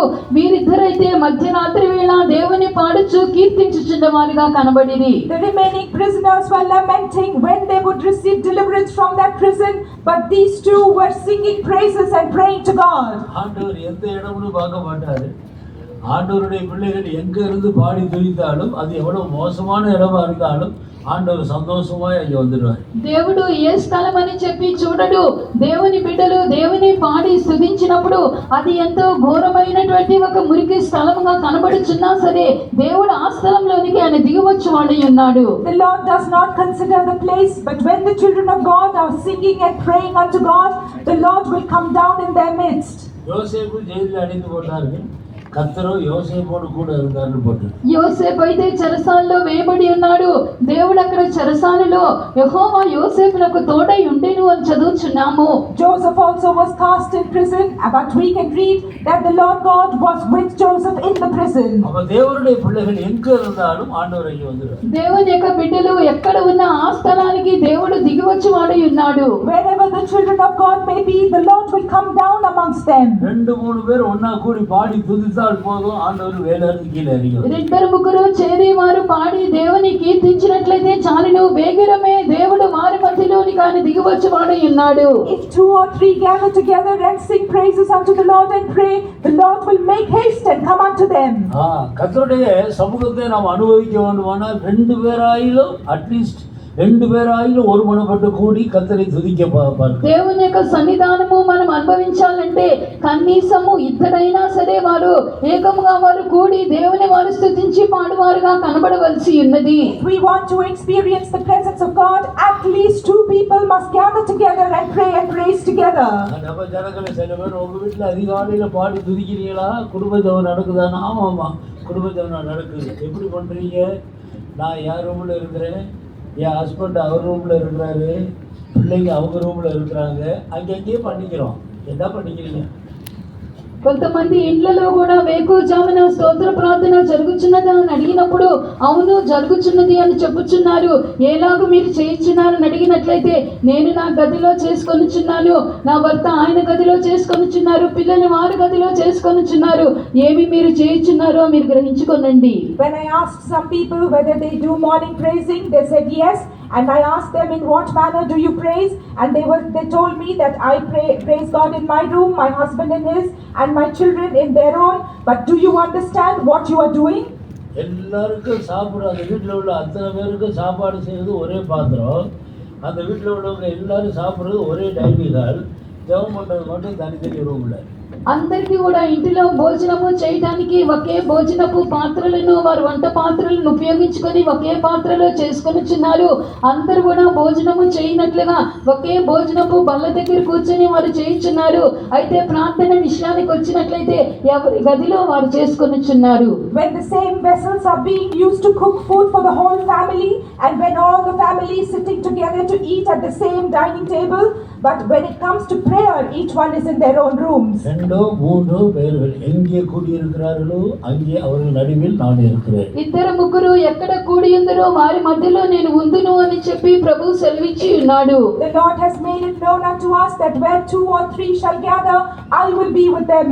மறுபடியும் தேவனுடைய பிள்ளைகள் குடும்பங்களில் அதிகாலையில் எல்லாரும் ஒன்று கூடி நன்றாக பாடி துதித்து கர்த்தரை மகிமைப்படும். కాబట్టి దేవుని బిడ్డలందరూ కూడా ఏకముగా కూడి ఇంటిలో అందరూ కూడా చేరి దేవుని పాడి స్తుతించవలెను. Therefore all the children of God in their own homes should gather together and praise God and sing unto him. எனவே நாம் அபிஷேகம் பெற்ற அன்று முதல் நாம் கைதிகளாக மாறுகிறோம். కాబట్టి అభిషేకింపబడినటువంటి ఆ దినం మొదలుకొని మనము ఖైదీలముగా మనం మార్చబడుచున్నాము. Therefore from the day that we receive the anointing, we have been made prisoners. அபிஷேகம் பெற்ற அன்றில் இருந்துதான் அவன் சரியான ஒரு கிறிஸ்தவனாக அவன் கணக்கிடப்படுகிறான். అభిషేకింపబడినటువంటి దినం మొదలుకొని సరి అయినటువంటి ఒక క్రైస్తవుడు అని లెక్క వేయబడుచున్నాడు. From the day that we were anointed, we have been counted as Christians. அபிஷேகம் பெற்றவர்கள் தான் தேவன் வாசமா இருக்கிற புதிய எருசலேம் சீயோனை நோக்கி பிரயாணம் பண்ணுகிற கூட்டத்தில் காணப்படுகிறார். అభిషేకింపబడిన వారే దేవుడు నియమించిన నూతన యెరూషలేము సియోనుకు ప్రయాణము చేయనటువంటి గుంపులో కనబడుచున్నారు.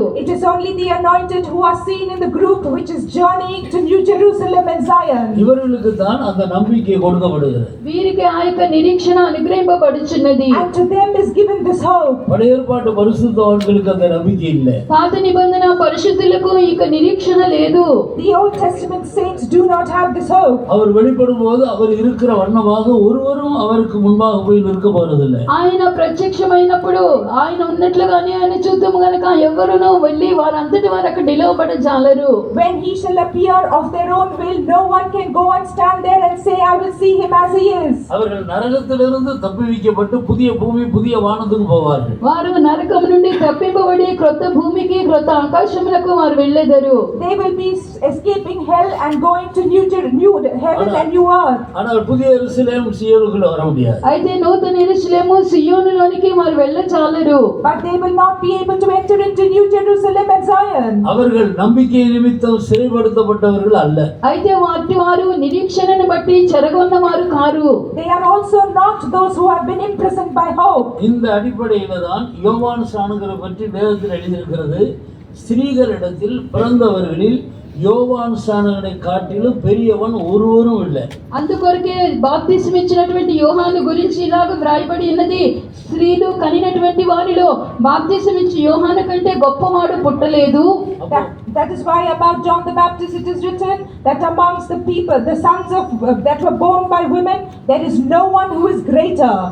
ஆபிரகாம், ஈசாக்கு, யாக்கோபு, தாவீது, சாலமோன் போன்ற சகலரும் இந்த யோவான் ஸ்நானகனுக்கு கீழ்ப்பட்டவங்க. అబ్రహాము, ఇస్సాకు, యాకోబు, సొలొమోను వీరందరూ కూడా ఈ బాప్తిసం ఇచ్చి యోహాను కంటే కూడా తక్కువ వారుగానే కనబడుచు ఉన్నారు. Abraham, Isaac, Jacob and Solomon, all of them are seen less than John the Baptist. Old டெஸ்டமென்ட்ல எல்லாரும் பாரிக்கிலும் பெரியவன் தான் யோவான் ஸ்நானகன். పాత నిబంధన కాలంలో అందరికంటే కూడా గొప్పవాడే బాప్తిసం ఇచ్చి యోహాను అయ్యున్నాడు. John the Baptist was the greatest amongst all the Old Testament saints. ஆனால் பரலோக ராஜ்யத்தில் சிறியவன் இந்த யோவான் ஸ்நானகனை காட்டிலும் பெரியவன்.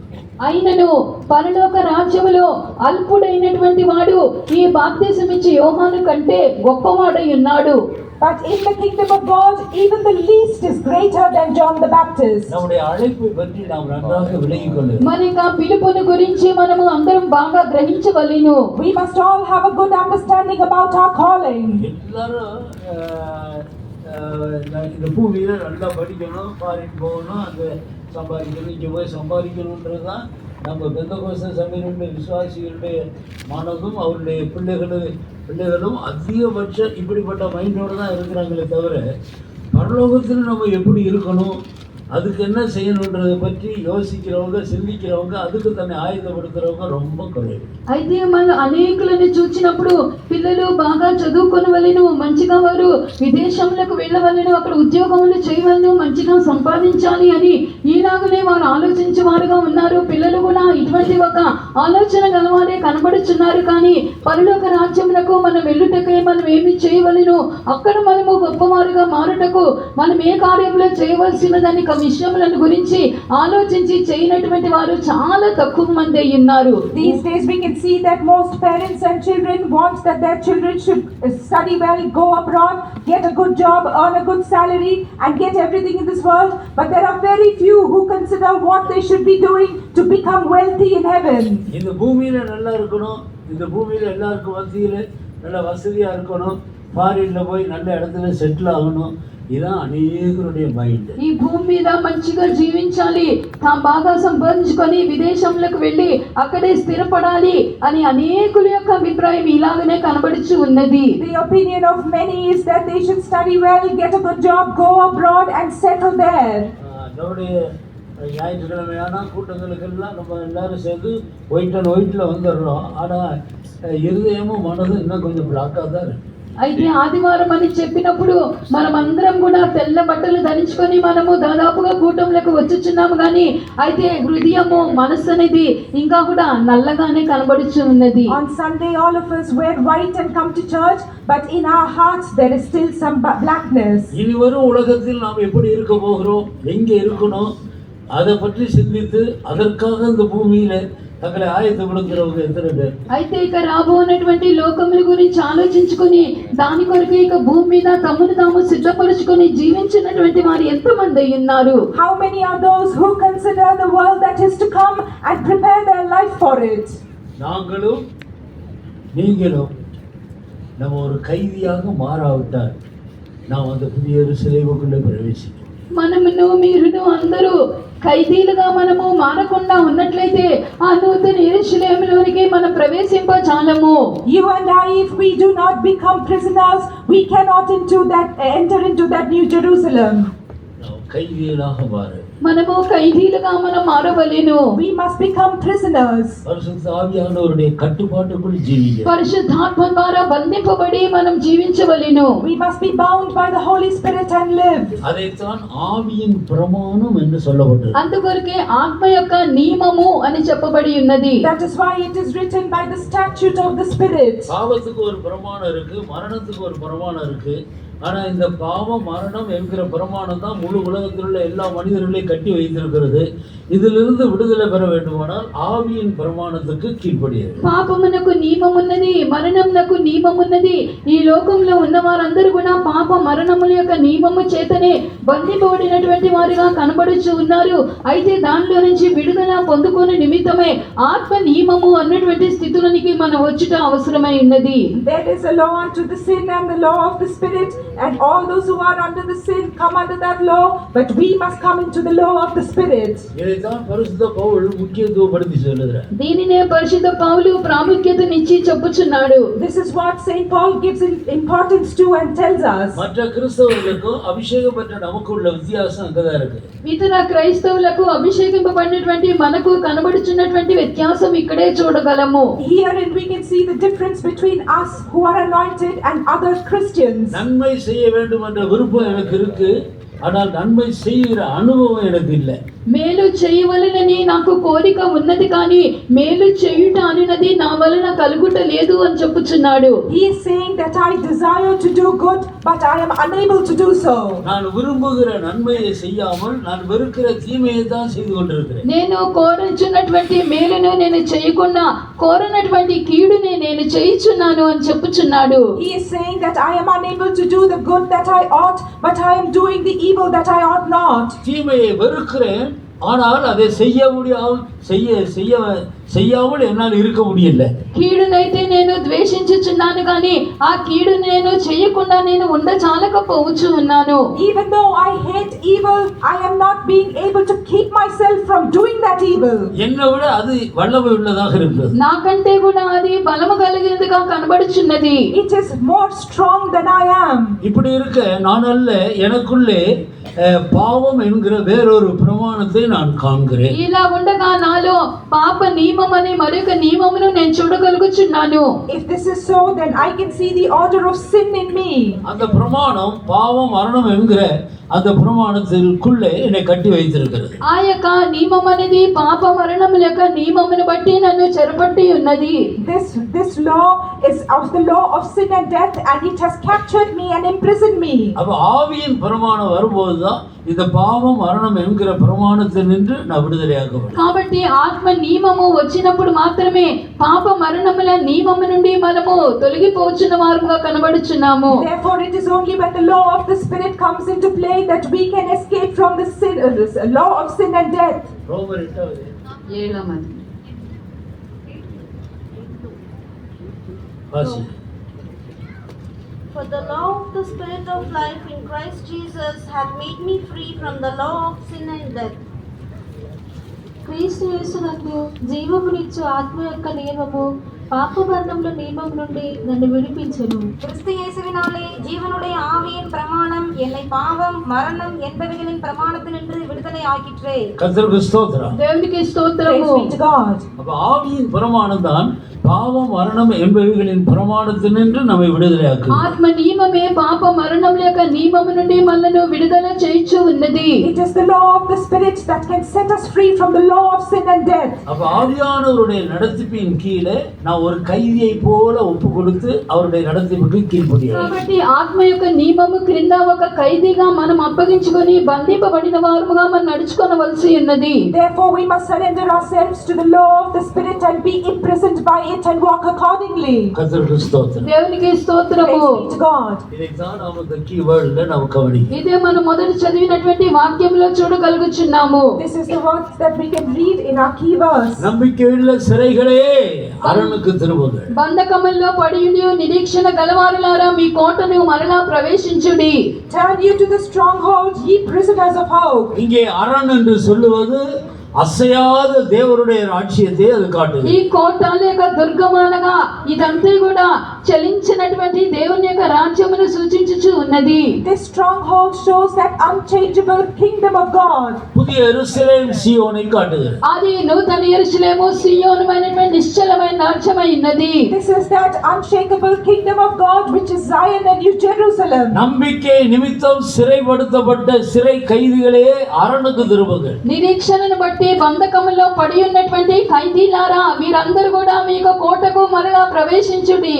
All ye prisoners of hope that are imprisoned and in bondage, turn again to your strongholds. மனப்பூர்வமாக ஆவியானவருடைய நடத்திப்புக்கு 100% கீழ்ப்படிய நான் ஒப்பு கொடுக்கும் போது ஆண்டவர் இரட்டிப்பான நன்மைகளுக்கான வாசலை அவர் திறந்து விடுகிறார். మనపూర్వకంగా మనము దేవుని అంతకు మనల్ని అప్పగించినప్పుడు మాత్రమే రెండంతలైనటువంటి ఆశీర్వాదము కలుగునట్లుగా దేవుడు మనకు దయచేయును. It is when we turn wholeheartedly to the Lord that He will render double unto us. அடைக்கப்பட்ட வாசல்கள் திறக்கப்படுகிறது. మూయబడినటువంటి ద్వారములన్నీ కూడా తెరవబడును. All the doors which are closed shall be opened. ஒருவரும் பூட்டக்கூடாதபடி திறக்கிறவர் உனக்காக இறங்கி வருகிறார். ఎవరు కూడా మూయ లేకుండా తెరిచినటువంటి వాడు నీ కొరకై దిగి వచ్చుచున్నాడు.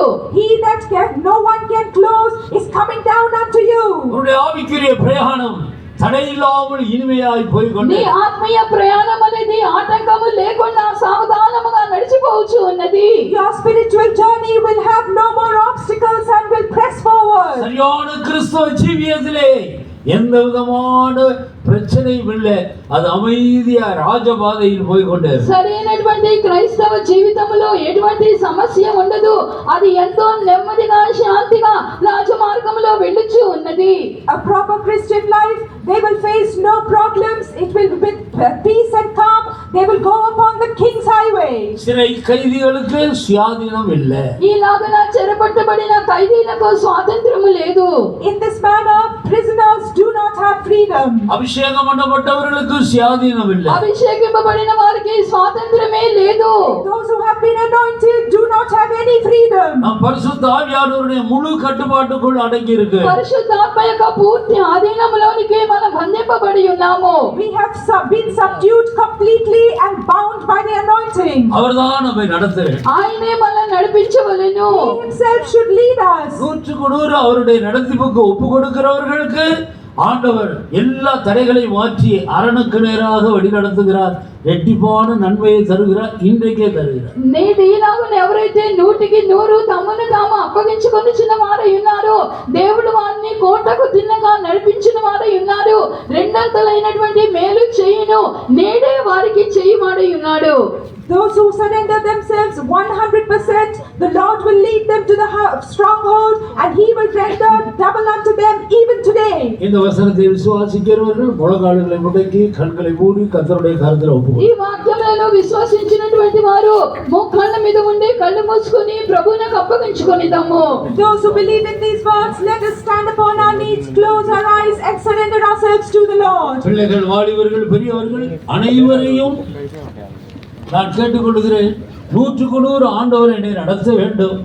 நான் இன்று முதல் ஒரு நம்பிக்கை நிமித்தம் சிறைப்படுத்தப்பட்ட ஒரு கைதியாக என்னை ஒப்பு கொடுக்கிறேன் என்று எத்தனை பேர் ஒப்பு கொடுக்க முன்னுக்கு வருகிறீர்கள்? ఎంతమంది పిల్లలు యవనస్తులు పెద్దవారు నేటి నుండి కూడా నేను ప్రభువునకైనా అప్పగించుకొనిచున్నాను.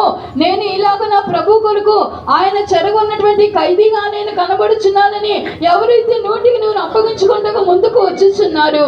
How many of the children, the youth, the elders are surrendering themselves 100% to the Lord and saying that they will be prisoners of the Lord? நாம் சிறைப்படுத்தப்பட்ட பிறகு మనము చెరగని పోబడిన పిమ్మట after we have been captured and imprisoned, அன்பினால் தேவன் நம்மை அன்பின் கையாகிய பரிசுத்த ஆவியினால் கட்டின பின்பு ఆయన మనను స్నేహ బంధములైనటువంటి పరిశుద్ధాత్మతో కూడా ఆ ప్రేమ పాశములతో మనను కట్టిన తర్వాత after he has bound us by the cords of love through the Holy Spirit, இஷ்டம் போல பேச விட மாட்டார். మన ఇష్టానుసారముగా మాట్లాడుటకు ఆయన వదిలిపెట్టడు. he will not spare us to speak as we wish. இஷ்டம் போல பார்க்க விட மாட்டார். ఇష్టానుసారముగా చూచుటకు వదిలిపెట్టడు. he will not spare us to look where we will. இஷ்டம் போல சிந்திக்க விட மாட்டார். ఇష్టానుసారముగా ఆలోచించుటకు వదిలిపెట్టడు. he will not spare us to think our own thoughts. இஷ்டம் போல அங்கு சுட்ட விட மாட்டார். ఇష్టానుసారముగా ఇక్కడక్కడ తిరుగులాడినట్లుగా చేయడు. he will not permit us to wander hither and thither. இஷ்டம் போல சாப்பிட விட மாட்டார். ఇష్టానుసారముగా భోజనము చేయనివ్వడు. he will not permit us to eat what we wish. இஷ்டம் போல உடுத்த விட மாட்டார். ఇష్టానుసారముగా వస్త్రాలు ధరింప చేయనివ్వడు. he will not permit us to wear garments according to our desire. இஷ்டம் போல ஒன்றையும் செய்ய விட மாட்டார். ఇష్టముగా దేనిని కూడా చేయనివ్వడు. he will not permit us to do anything that we want. ரெட்டிமான நன்மை வேண்டுமா? రెండంతలైన మేలు కావాలినా? do you want to receive a double? இப்படிப்பட்ட ஒரு சிறை கைதியாக ஜீவிக்க விருப்பம் உண்டா? ఇటువంటి ఒక చెర ఖైదీలుగా జీవించాలని ఆశ ఉన్నదా? do you desire to live as prisoners? உன்னுடைய ஆவிக்குரிய ஜீவியத்துக்கும் பூமிக்குரிய ஜீவியத்துக்கும் தேவையான எல்லா நன்மைகளும் இன்றைக்கு கொடுக்கப்படும். నీ యొక్క ఆత్మీయ జీవితమునకు భూ సంబంధమైన జీవితమునకు అవసరమైన మేళ్ళన్నీ కూడా నేడే నీకు దయచేయబడును. today itself you will receive all the good things that you need for your spiritual life and your life upon this earth. முடிவிலே சரியான ஒரு அரணுக்குள் போய் சேருவார். అంతమందు సరి అయిన కోటకు నువ్వు చేరుదువు. and then you will reach the right stronghold. யுகமாக அந்த அரணுக்குள்ளே பாதுகாப்பாக இருக்கும். యుగాయుగములు ఆ కోటలో నువ్వు భద్రముగా ఉందువు. and for ages to ages you will remain in safety in that stronghold. சத்தியத்தை விளங்கிக் கொள்ளுங்கள். சத்தியம் உங்களை விடுதலையாக்கும். సత్యమును గ్రహించండి. సత్యం మిమ్మలను విడుదల స్వతంత్రులుగా చేయును. understand the truth and the truth shall set you free. சத்தியத்தை விளங்கிக் கொள்ளுங்கள். சத்தியம் உங்களை விடுதலையாக்கும். సత్యాన్ని గ్రహించండి. సత్యం మిమ్మలను విడుదల చేయును. understand the truth and the truth will set you free. கேட்ட இந்த வசனங்களை விளங்கிக் கொண்டு மனப்பூர்வமாய் கைதியாக ஜீவிப்பேர் என்று தீர்மானி. వినిన వాక్యములు అప్పగించుకొని ఖైదీగా జీవించదునని అప్పగించుకొనిదాము. let us hearken unto the word that we have heard and decide to live as இதோ இரட்டிப்பான நன்மை உன்னை தேடி வருகிறது. ఇదిగో రెండంతలైన మేలు నిన్ను వెతుకుచూ వచ్చుచున్నది. oh, the double portion of good is looking for நீண்ட you. நாளாக வியாதியா இருக்கிற உன்னை ஆரோக்கியத்தால் நிரப்பும்படி அந்த நன்மை உன்னை தேடி வருகிறது. ఇదిగో వ్యాధిగా రోగిగా కనబడుచున్న నిన్ను ఆ యొక్క మేళ్ళు నిన్ను ఆరోగ్యవంతునిగా మార్చుటకై నిన్ను వెతికి వచ్చుచున్నవి. who are seen as sick, that good will make you whole again. உன்னுடைய வேலைஸ்தலத்தில் உள்ளதான சரிவுகளை மாற்றும்படி அந்த நன்மை உன்னை தேடி నీ வருகிறது. యొక్క ఉద్యోగ స్థలంలో ఉన్నటువంటి అడ్డులను మార్చుటకు ఆ మేళ్ళు నిన్ను వెతికి వచ్చుచున్నవి. that good is seeking after you so that it can remove the obstacles in your workplace. உன்னுடைய வளர்ச்சி முன்னேற்றத்தை கெடுத்த எல்லா வல்லமைகளையும் கடுக்கும்படி அந்த நன்மை உன்னை தேடி నీ வருகிறது. యొక్క ఎదుగుదల ముందంజను ఆటంకపరిచినటువంటి ఆసక్తులను నశింపజేయుటకు ఆ మేలు నిన్ను వెతికి వచ్చుచున్నది. good is seeking after you that it might destroy anything that is causing a hindrance and obstacle in your spiritual growth. கைதியாக ஒப்புக்கொடுங்கள். ఖైదీలుగా అప్పగించుకొనిదాము. let us surrender as prisoners. கைதியாக ஒப்புக்கொடுங்கள். ఖైదీలుగా అప్పగించుకొనిదాము. surrender ourselves as prisoners. சிங்க உன்னை சேதப்படுத்த முடியாது. సింహము నీకు హాని చేయలేదు. lions cannot harm you. எந்த பொல்லாத ஆவி உன்னை சேதப்படுத்த முடியாது. ఏ దురాత్మ నీకు హాని చేయలేదు. no evil spirits can hurt you. இன்று முதல் நீ ராஜ பாதையில் நடப்பாய். నేటి నుండి నువ్వు రాజ మార్గంలో నడుచుకుందువు. and you will walk along the king's highway. முடிவிலே அரணுக்குள் போய் சேருவாய். అంతమందు నువ్వు కోటలో ప్రవేశించెదవు. you will enter into the heights of stronghold. இந்த வசனங்களை கொண்டு கர்த்தரை ஆசீர்வதிப்பாராய். ఈ వాక్యముల ద్వారా ప్రభు మనను ఆశీర్వదించును గాక. through this word may the Lord bless us. దేవాతి దేవుడు మనల్ని ప్రేమించి ఉన్నాడు. పరిశుద్ధులు మన మధ్యలోకి తీసుకుని వచ్చి ఉన్నాడు. ఈ దిన మన ప్రభు మనతో మాట్లాడిన యొక్క వాక్కులు బంధకముల పడి ఉండి వారులారా ఈ కోటలోనికి ప్రవేశించండి, నేను మీకు రెండంతలు మేలు చేస్తానని వాక్యము చేత ప్రభు మనతో మాట్లాడి ఉన్నాడు. అందుకొరకై అందరము చేతులు పైకెత్తి దేవాతి దేవునికి స్తోత్రించేదము. Praise the lord, praise the lord, praise the lord, praise the lord, praise the lord, praise the lord, praise the lord. ఆమేన్. స్తోత్రం, స్తోత్రం, స్తోత్రం, స్తోత్రం, స్తోత్రం, స్తోత్రం, స్తోత్రం. మనందరం కూడా ఇక బంధకము చేత మనం ఉన్నాము, అనగా చెరలో ఉన్నాము. చెరలో ఉన్నవారు వారి ఇష్టానుసారంగా జీవించడానికి ఉండదు. ఒకటి, వారి ఇష్టానుసారంగా ఆహారం తినడానికి ఉండదు, వస్త్రము ధరించుకోవడానికి ఉండదు, వారు నిద్రపోవడానికి ఉండదు. అదంతా కూడా చెరసాల యొక్క అధికారము గల వ్యక్తి యొక్క ఆధీనంలోనే మనం ఉంటాము. కాబట్టి ప్రతి ఒక్కొక్కరము కూడా ఇలాగ పరిశుద్ధాత్మ దేవుని యొక్క ఆధీనంలో మనం ఉన్నాము. ఆయనే మనల్ని ప్రేమ అనే యొక్క బంధకము చేత, తాడు చేత బంధించి ఉన్నాడు. కాబట్టి మన ఇష్టానుసారముగా మనం జీవించకూడదు. పరిశుద్ధాత్మ దేవుడు ఏ విధంగా మనం లోకములు నడిపిస్తున్నారో అదే రీతిగా అందరం నడుచుకోవడానికి ప్రభు సహాయము చేయనట్లుగా అందరం చేరి దేవునికి స్తోత్రించేదము. స్తోత్రం, స్తోత్రం, స్తోత్రం, స్తోత్రం, స్తోత్రం, స్తోత్రం, స్తోత్రం. ఆమేన్. Praise the lord, praise the lord, praise the lord, praise the lord, praise the lord, praise the lord. ఆమేన్. స్తోత్రం, స్తోత్రం, స్తోత్రం, స్తోత్రం, స్తోత్రం. మూడవదిగా మనందరం కూడా నిరీక్షణ కలిగిన వారముగా ఉండాలి. అది ఏ నిరీక్షణ అన్నది, దేవాతి దేవుడు మన కొరకు మధ్యాకాశంలో ప్రత్యక్షమైనప్పుడు ఆయన ఎలాగుంటాడో అలాగనే మనం కూడా ఆయన పోలికగా మనందరం కూడా ఉంటాము. ఈ మాట విశ్వసిస్తున్న వారు ఎంతమంది విశ్వసిస్తున్నారు? ఆయన ఏ విధంగా ఉన్నాడో అదే రీతిగా నేను, నా ఇంటి వారందరం కూడా ఉంటాము అని ఎంతమంది విశ్వసిస్తున్నారు?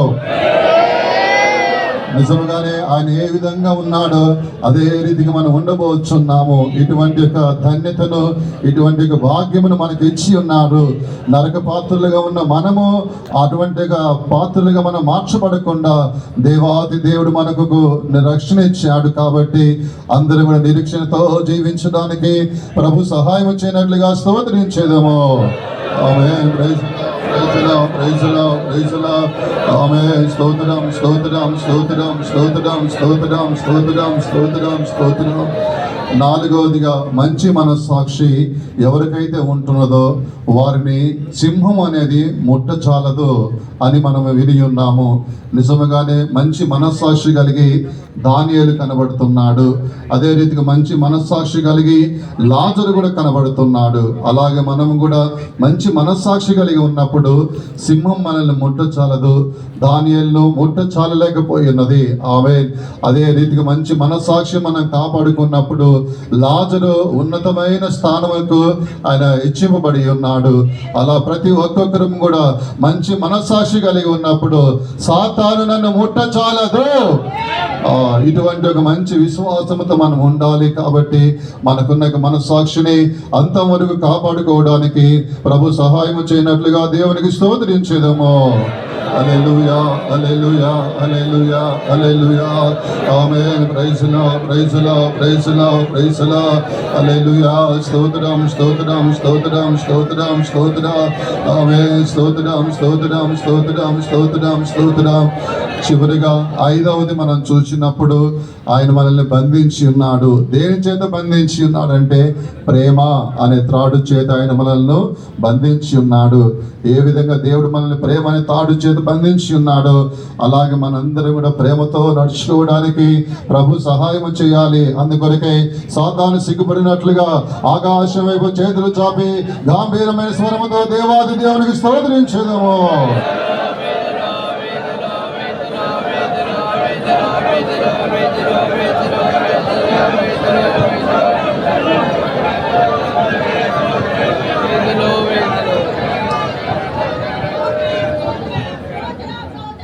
எல்லா துதி கன மகிமை எல்லாம் பிதா குமாரன் பரிசுத்தாவியானவருக்கு கொடுத்து ஸ்தோத்திரம் உண்டு. సమస్త స్తుతి ఘనత మహిమయు తండ్రి కుమార పరిశుద్ధాత్మ దేవునికే చెల్లించి దేవుని స్తోత్రించెదము.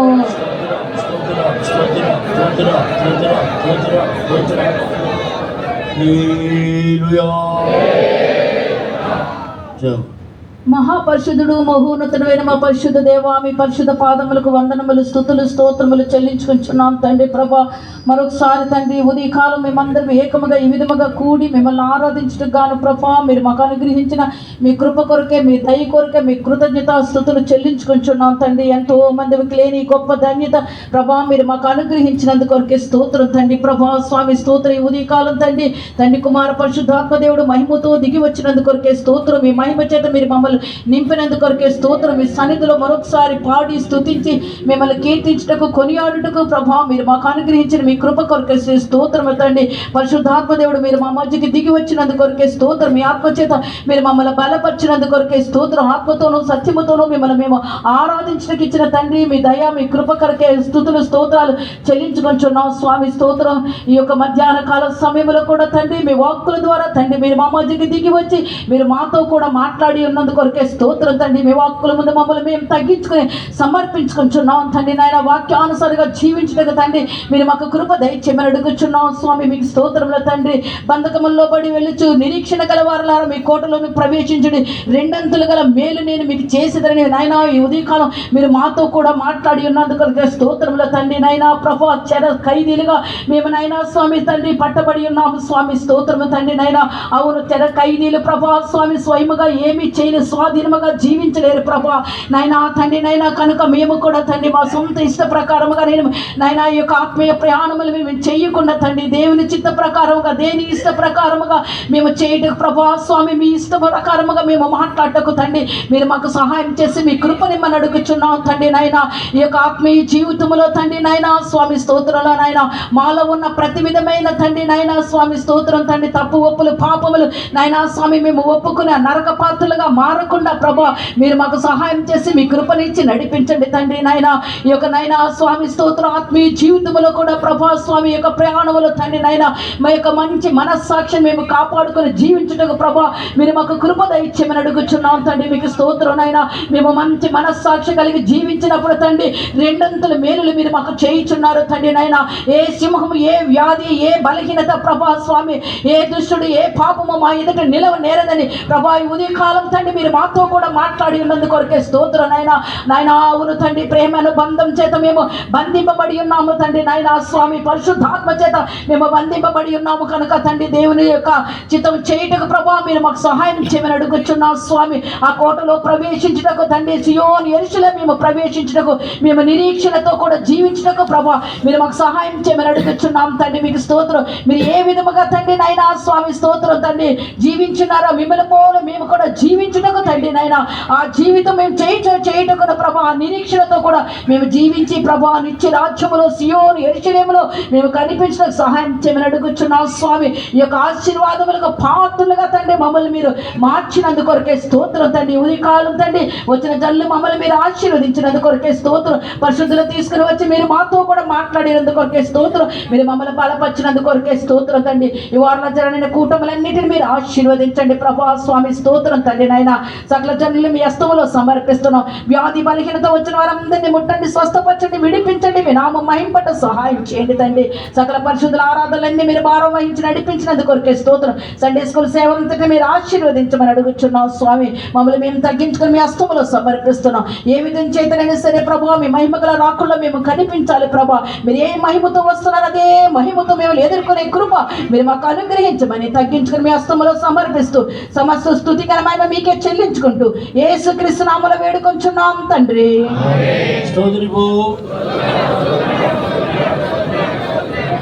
మన ప్రభు అయిన యేసుక్రీస్తు యొక్క కృపయు, తండ్రి అయిన దేవుని యొక్క ప్రేమయు, పరిశుద్ధాత్మ యొక్క సహవాసమును మన అందరి హృదయులను కాక.